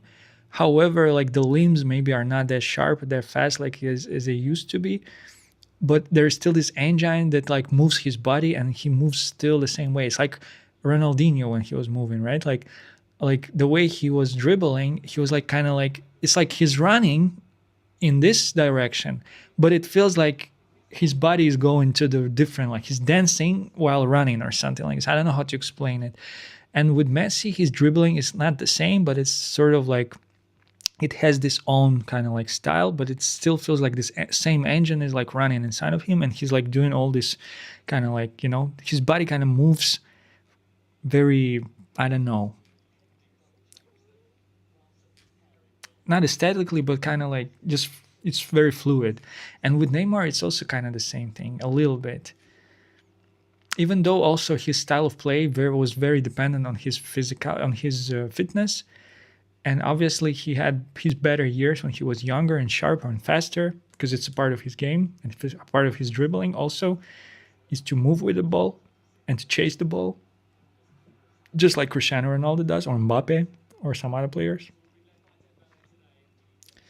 But still, like, thing about Neymar is that like he was always also able to have a pass on him or to have a shot on goal or to have like a cross or something, right? So if you have those components also, even if you lose in speed and you kind of like maybe not cannot dribble as you used to, you still can rely on this kind of like elements of the game that can like still.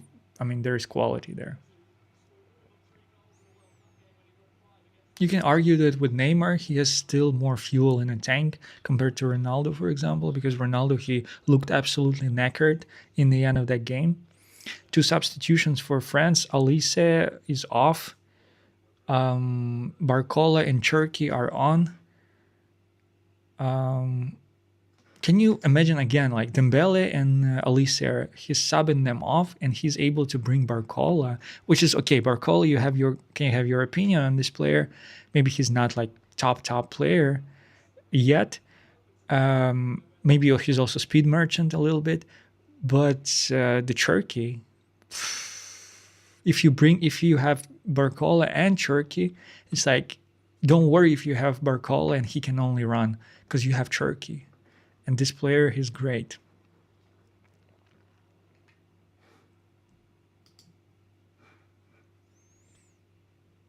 Also substitution for Norway, but like I told you before, they're not trying to chase the game. They're very comfortable losing this game, unfortunately.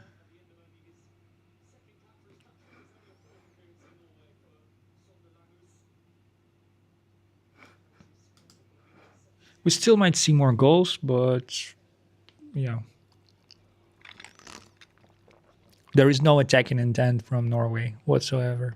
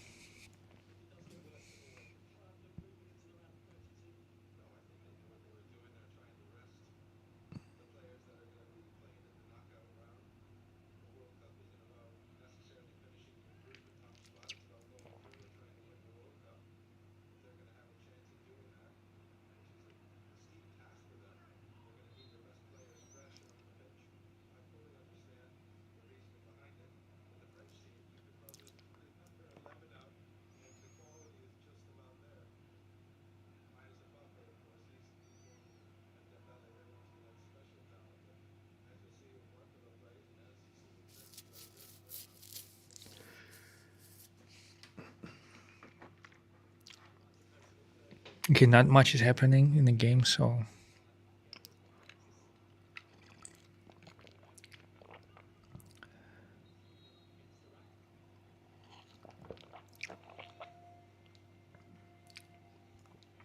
more players are warming up for France, but it's hard to say who exactly is there. Hydration break. I encourage you also to drink something.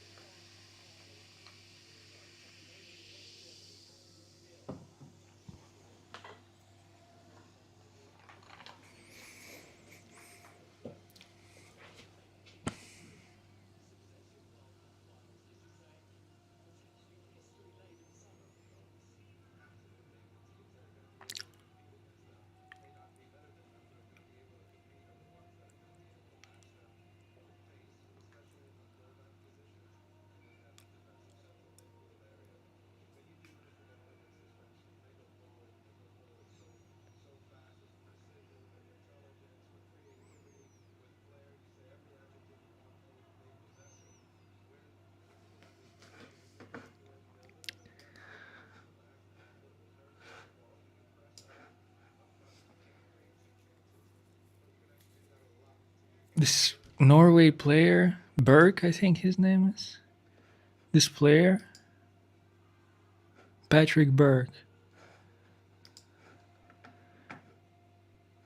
This player reminds me of this like actor who's playing in this like TV show.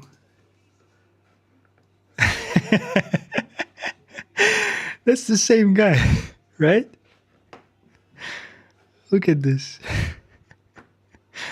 That's the same guy, no?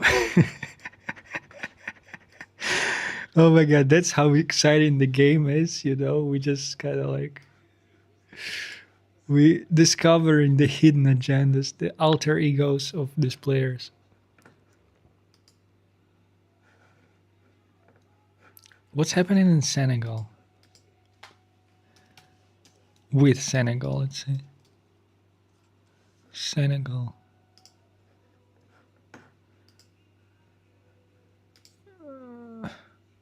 Oh, look at this. But yeah, it's like they're fixing, definitely they are fixing their goal difference. Maybe they can score more and they have plus goal difference. And we later we will have to see the table that I told you about, places that took the third place. So maybe they just rose in the ranks.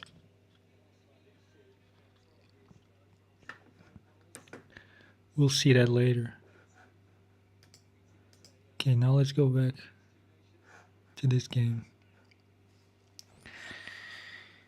Oh, it's hard to come up with any type of intrigue for this game because the Viking is not playing. So the general versus Viking duel, maybe later they will play against each other, which is nah, it's not realistic, right? Because it's not possible for them to play against each other again. But yeah, we didn't see Holland versus Mbappe. We only saw Mbappe with 2 assists.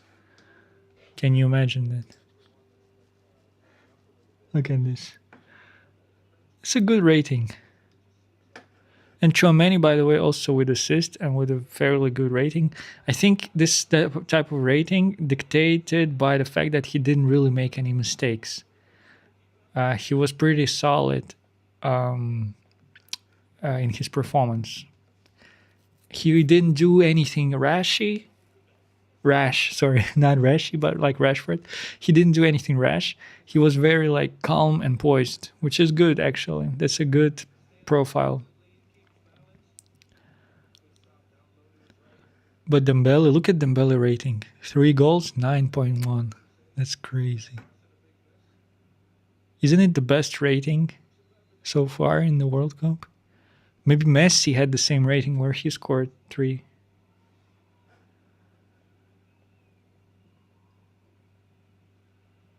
The general with 6.7 rating.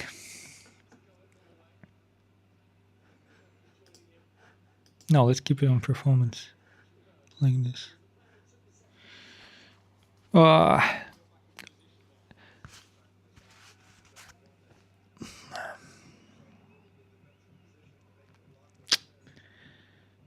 Okay. Let's try to enjoy this game. The rest of this game because it's not really much. It's not much happening and there's not much to see. If we're being real.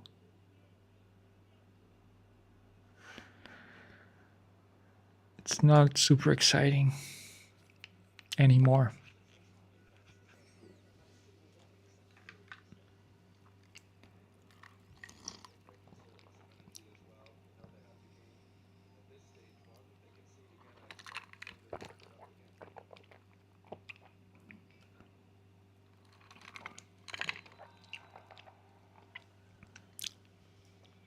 Someone will get a yellow card.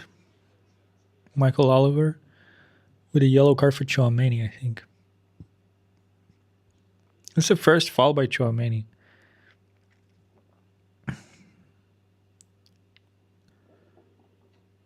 Yeah.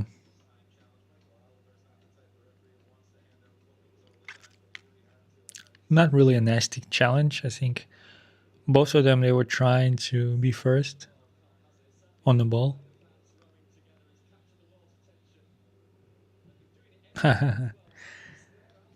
Norway fans are doing this kayak row, whatever, rowing, and the camera caught like 2 people, and they were freshly married, I think. So they show the rings in the camera. They were married. That's cute.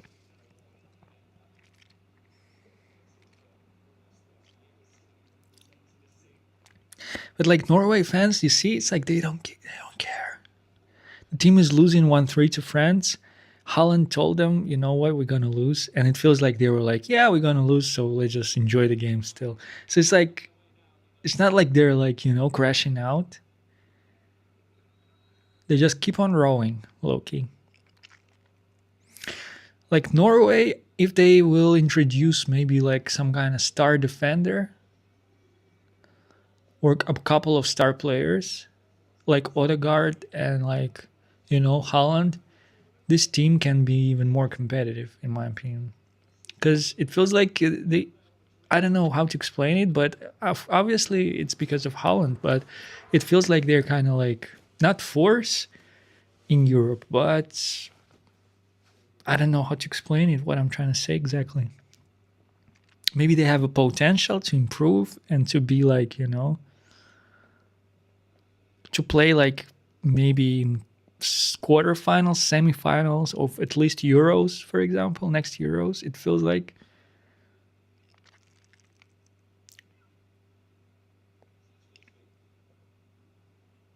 it's at least it's not impossible to imagine this type of like scenario for them.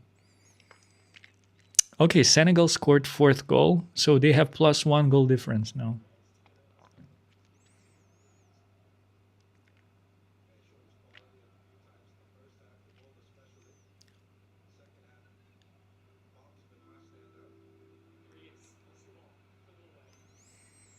Okay, funny enough, but Norway on the front foot in this like chunk of the game, but the quality is not there. Oscar Bob, he's trying to do something, but the players that surround him, they're like, no, I'm sorry, in the attack. And obviously, Strand Larson, I don't know, they gave him 90 minutes from what I understand, but he's not good. I'm sorry. He's not good. I don't think Oscar Bob deserves 5.9 rating. I think he's higher than that. But this trio, it feels like, or at least this duo, I think it's very underwhelming.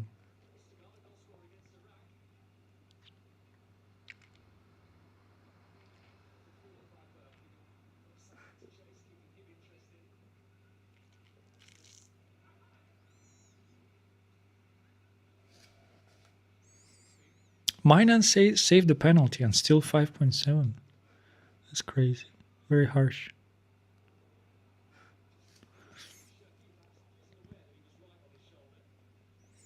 I'm not gonna lie, I'm just waiting for this game to be over already because I'm being honest. It's like I don't know. I'm not invested. We're gonna see it through, of course, until the end. But just know that I'm not super excited about this game anymore. And upcoming games, Uruguay Spain, it will be interesting. It will be interesting in both games what will happen actually. But Belgium, New Zealand, and Egypt, Iran, I don't know.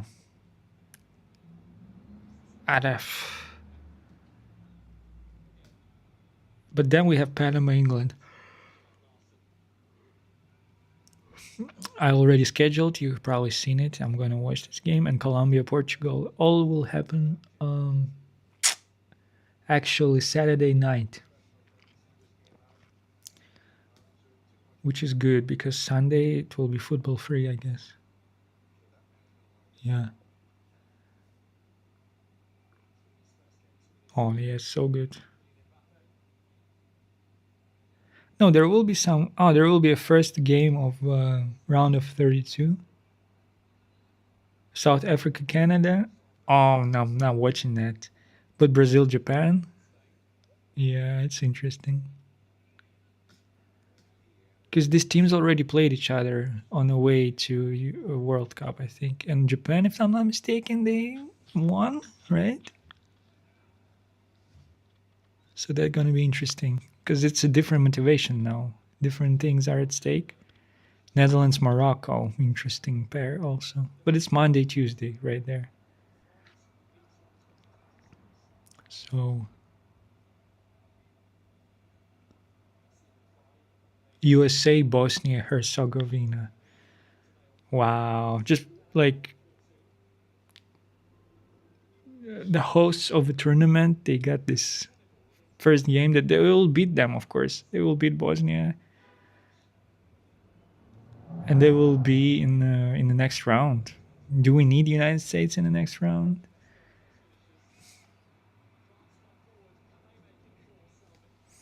Okay, France tried to score. Barcola tried to score another one, but I mean, he has pace. He has pace. But what is after? It was like a Rashford movement, low key. He just like progressed with the ball, and then he just made a cross that converted into a corner, that ended up as a corner.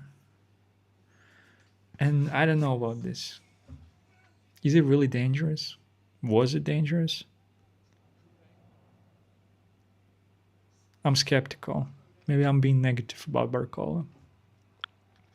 I just know that Said really like is rooting for this player to end up at Manchester United because he likes this player. But I just don't see like the appeal at all. I mean, he's fast, he's lanky, but nothing special really.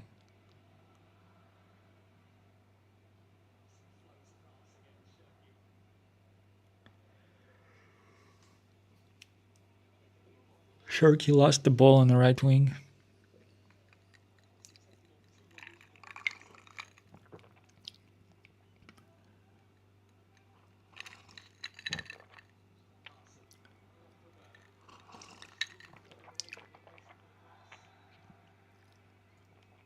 Barcola fouled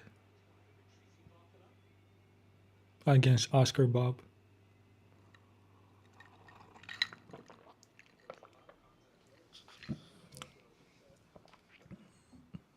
Not a bad performance by Oscar Bob. Let me be honest with you.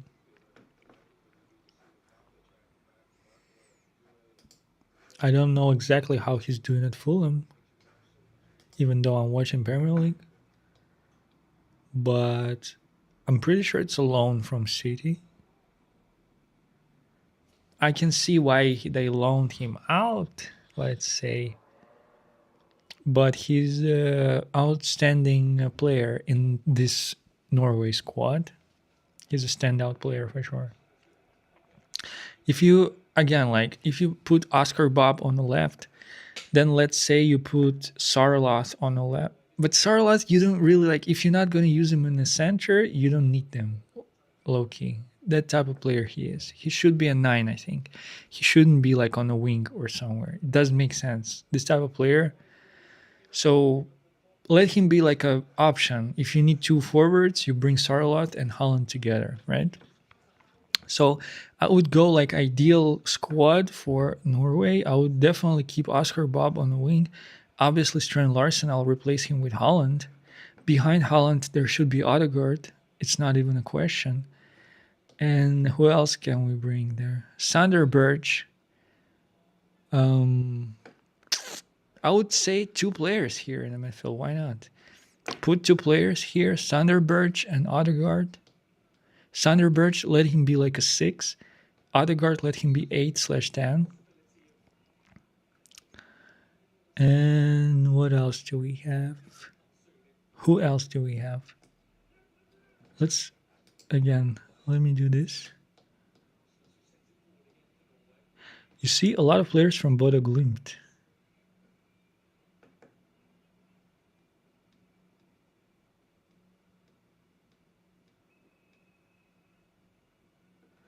This Ryerson, for some reason, it's just kind of like, it rings the bell for me. I don't know why. What's his position? He's defender, right? No, he's a striker. My fault. Anyway, I think by bringing this midfield, you already can kind of, and this striker, you increase your chances to score goals because Odegaard, he can contribute to the attack massively. Massively. I'm not really too savvy in terms of their backline, but in this part of the pitch, I can definitely tell you that there are better options if you want to score goals, of course. Maybe today they just didn't want to score goals at all. Maybe it was not on the menu for Norway today.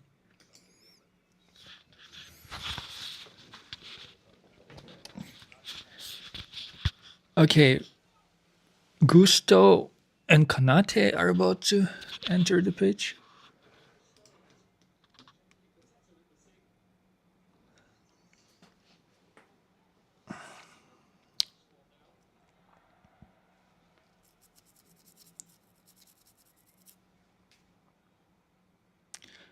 Or maybe, wait a second, Konate, maybe he's already on the pitch. Maybe it's Matata.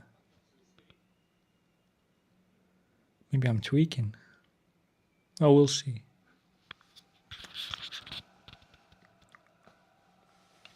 Oh, Konate probably already on the pitch. He's subbed Upamecano, probably. So we have another player, Matata probably. I didn't really look too close, to be honest. I just like it was a quick glance. Norway fans are cheering. I don't get it. They're so optimistic.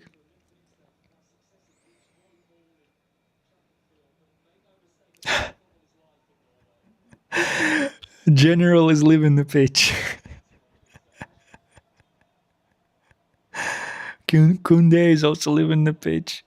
Mbappe, Kunde, and instead of them, it's Reeser and Gusto. My bad. It's not Matete, it's Reeser. Chouameni is captain now. No, it is Matete.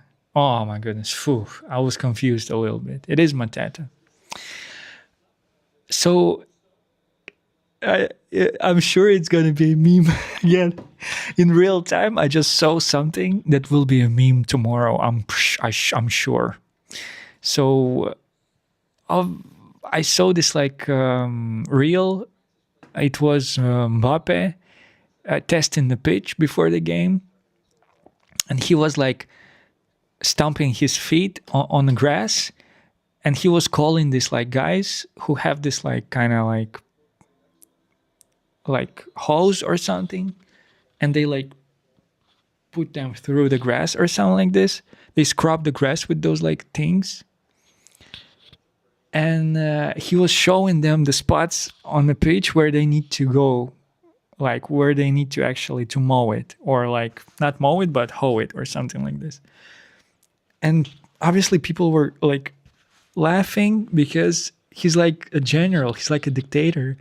He's like, he came to check the pitch and he's showing like the workers where they need to improve, like because here it's like bad, it's a bad spot, you missed a spot here. And right now, when he was leaving the pitch, Mbappe, first time I've seen something like this. He was leaving the pitch and he had a captain armband.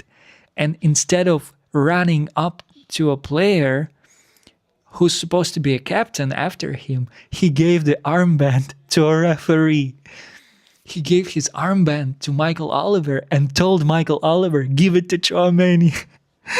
And Michael Oliver took the armband and ran to Chouameni like he's like servant or something.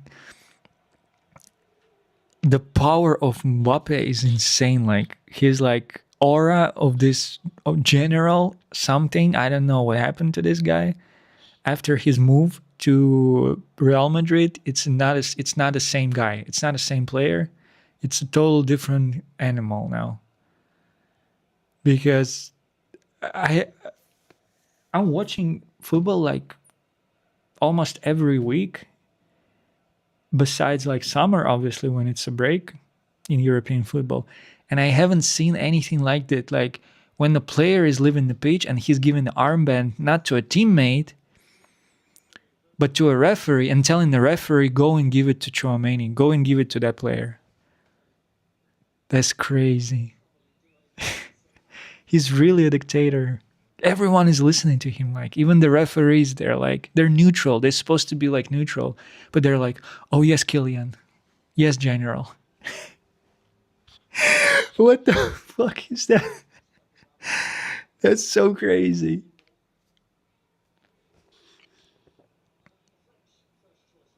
This genuinely, I'm gonna see it on a TikTok or in a reel tomorrow. I'm telling you. I have this nudge. I have this like kind of like expectation.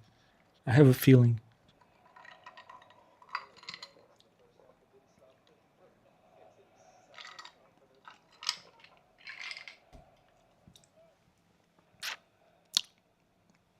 Yeah. Okay, so 5 minutes edit. Let's suffer a little bit. Portuguese style, Ruben Amorim style. Let's suffer a little bit, and the game will be over very soon. From what I understand, Senegal stayed at 4 goals, so they +1. I don't know where it leaves them, in where it lands them in this rating of third place teams, but definitely they improved their position because they had negative goal difference.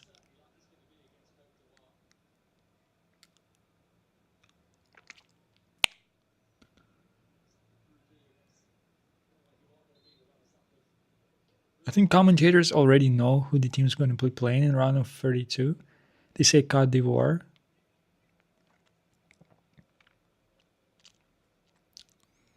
France will be playing Cote d'Ivoire.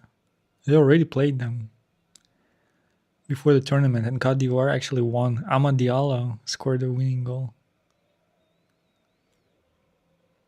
And Doué's brother, I think, scored another one, right?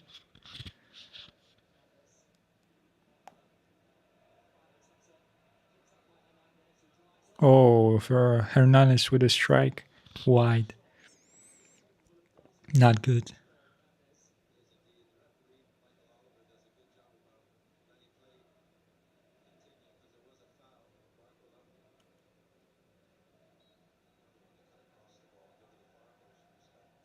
Oh, that was a foul against. Hard to say against who. Against Barcol, I think. Definitely a foul. Norway player was so late to tackle Barcola.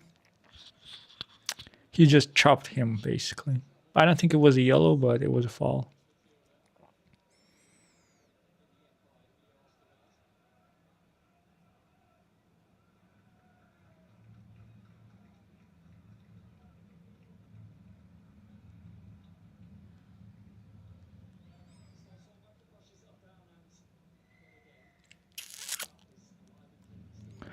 Okay, so the game is coming to an end. So let me just wrap it up. What have we watched today? Two teams going at each other. On a poster, on a flyer, it sounded more grand. Actually, what happened on the pitch, it was kind of very one-sided. We haven't seen Holland. We haven't seen Odegaard. And we haven't seen enough goals from Norway, even though they had chances, even with this squad that they introduced. Because there was a penalty for Norway that Strand Larsen couldn't convert. And there was another chance by Strand Larsen, and he put it wide above the crossbar when it was an open goal. Fourth goal for France. Mateta. Douya. Header, actually. That's crazy. 4 goals for France. And assist for Barcol, if I'm not mistaken. PSG players came up with another goal.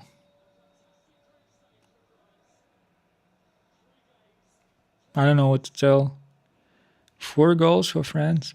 So yeah, and Norway, it feels like they just gave up on this game. You know, never in this game it felt like they wanted to win it. When I saw the lineup, I was very skeptical, and obviously on the pitch already the players, they lacked this kind of like drive to score, to win goals, and technically and quality wise they couldn't also do that because of quality, lack of quality. So I would say underwhelming by Norway. Maybe it's some kind of part of the plan. Maybe their coach is playing like 3D chess, 4D chess. Maybe it's just part of a bigger plan or some, but it just looks like a loss that could have been avoided easily. Because French defense, it didn't really, show its best colors. It was very bad. You can just see the rating for French players, for French team. You can see that Dembele left the game with this 9.1 rating. Mbappe arguably also left with a good rating. Attack group player Alice underwhelming, but just because he didn't score or assist anyone. Chouameni, Kane, in general, that's a solid performance, but look at the back line. Look at the ratings of Norway team and look at the ratings of French defense. It's not that impressive. They were leaving a lot of open spaces and they were playing, allowing Norway to have chances and shots on target and on goal. The only issue with Norway is that they lack quality because of this rotated squad, especially because of the rotated attack. So they didn't score anything. And I mean, they just scored one goal, but could have scored at least three. And those were like almost given chances. So I wonder how this decision to rotate the squad will affect them later. Maybe it's not going to affect them, but from my perspective, it kind of like kills momentum for the team, kind of kills the vibe. It forces your team when you actually next time you will have to win or you will want to win, you will need to add more like kind of intention, more effort because you lost the momentum, winning momentum. And in this game, they rotated squad so heavily to the point where, they were just not able to convert their chances into goals. And that's about it for today. French players are not excited at all. Dembele with the poker face, basically. His version of poker face. General is confused a little bit. Maybe he wanted to score more. Maybe he didn't like the quality of the pitch. Maybe he has a couple of words for Michael Oliver. We'll see. But that's about it. Norway 1, France 4. Chouameni had a solid game. Great player. It looks like, honestly, I would love to see sample of him at Manchester United. It's not possible in football like this. No one will give him on loan to us. But I think it can be a great asset to Manchester United midfield, just purely based on this kind of like calming sort of like presence that he provides. And if this player will be deeper midfielder with the Kobe Mainu in this kind of like in the pivot, but still with Kobe Mainu being a little bit above him or up front, I think that's a very good duo. Because Chouameni definitely has something to teach Kobe, but also he's the type of player who can add like this balance and like stability to the midfield. I haven't seen him distribute the ball. Maybe he has a good pass on him also, but just from what he already showed, I think it's solid. So I don't know what's his price. Maybe it's 76 million. But for this player, definitely if Real asks like 80 million for this player, for example, I think it's a solid price because he's already playing at the top level of football.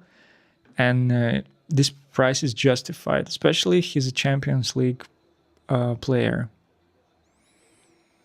But let's say if someone will ask 80 million for Alex Scott, I mean, you already know why it happened, because Manchester City broke the record for Elliot Anderson and paid like 130 million for this guy. I think Norway fans will be doing the row again, but they lost the game, so I have no idea why they would be like super excited. Maybe they just psychologically prepared themselves to lose against France. I don't know. Could have drawn this game for sure if they, scored their chances and defended like a little bit better, maybe. Anyway, what's done is done. The game is over. I thank you for your time. Thank you for anyone who was there on and off or on a permanent basis. We have 2 more streams scheduled day after tomorrow, if I'm not mistaken. It's going to be England-Panama, and then the same day, 1 hour apart, it will be game of Portugal, I think, right? So yeah, we're going to watch that in between. Let's see if we have some updates, maybe some news. I suspect that there will be quiet this weekend, but Monday, maybe we'll have some news because the July is approaching and we know that it will be a busy month because it will be almost like, it will be already pre-season month. In European football, the teams will be prepared for will be preparing for preseason. So the transfers and all these deals, ideally, they should be finalized by that time, by the mid-July, I would say. So it looks like it will be a busy 2 weeks in terms of transfers. So let's see how it's going to play out. And once again, thank you so much. And I'm gonna be ending the stream, and I'll see you in the future.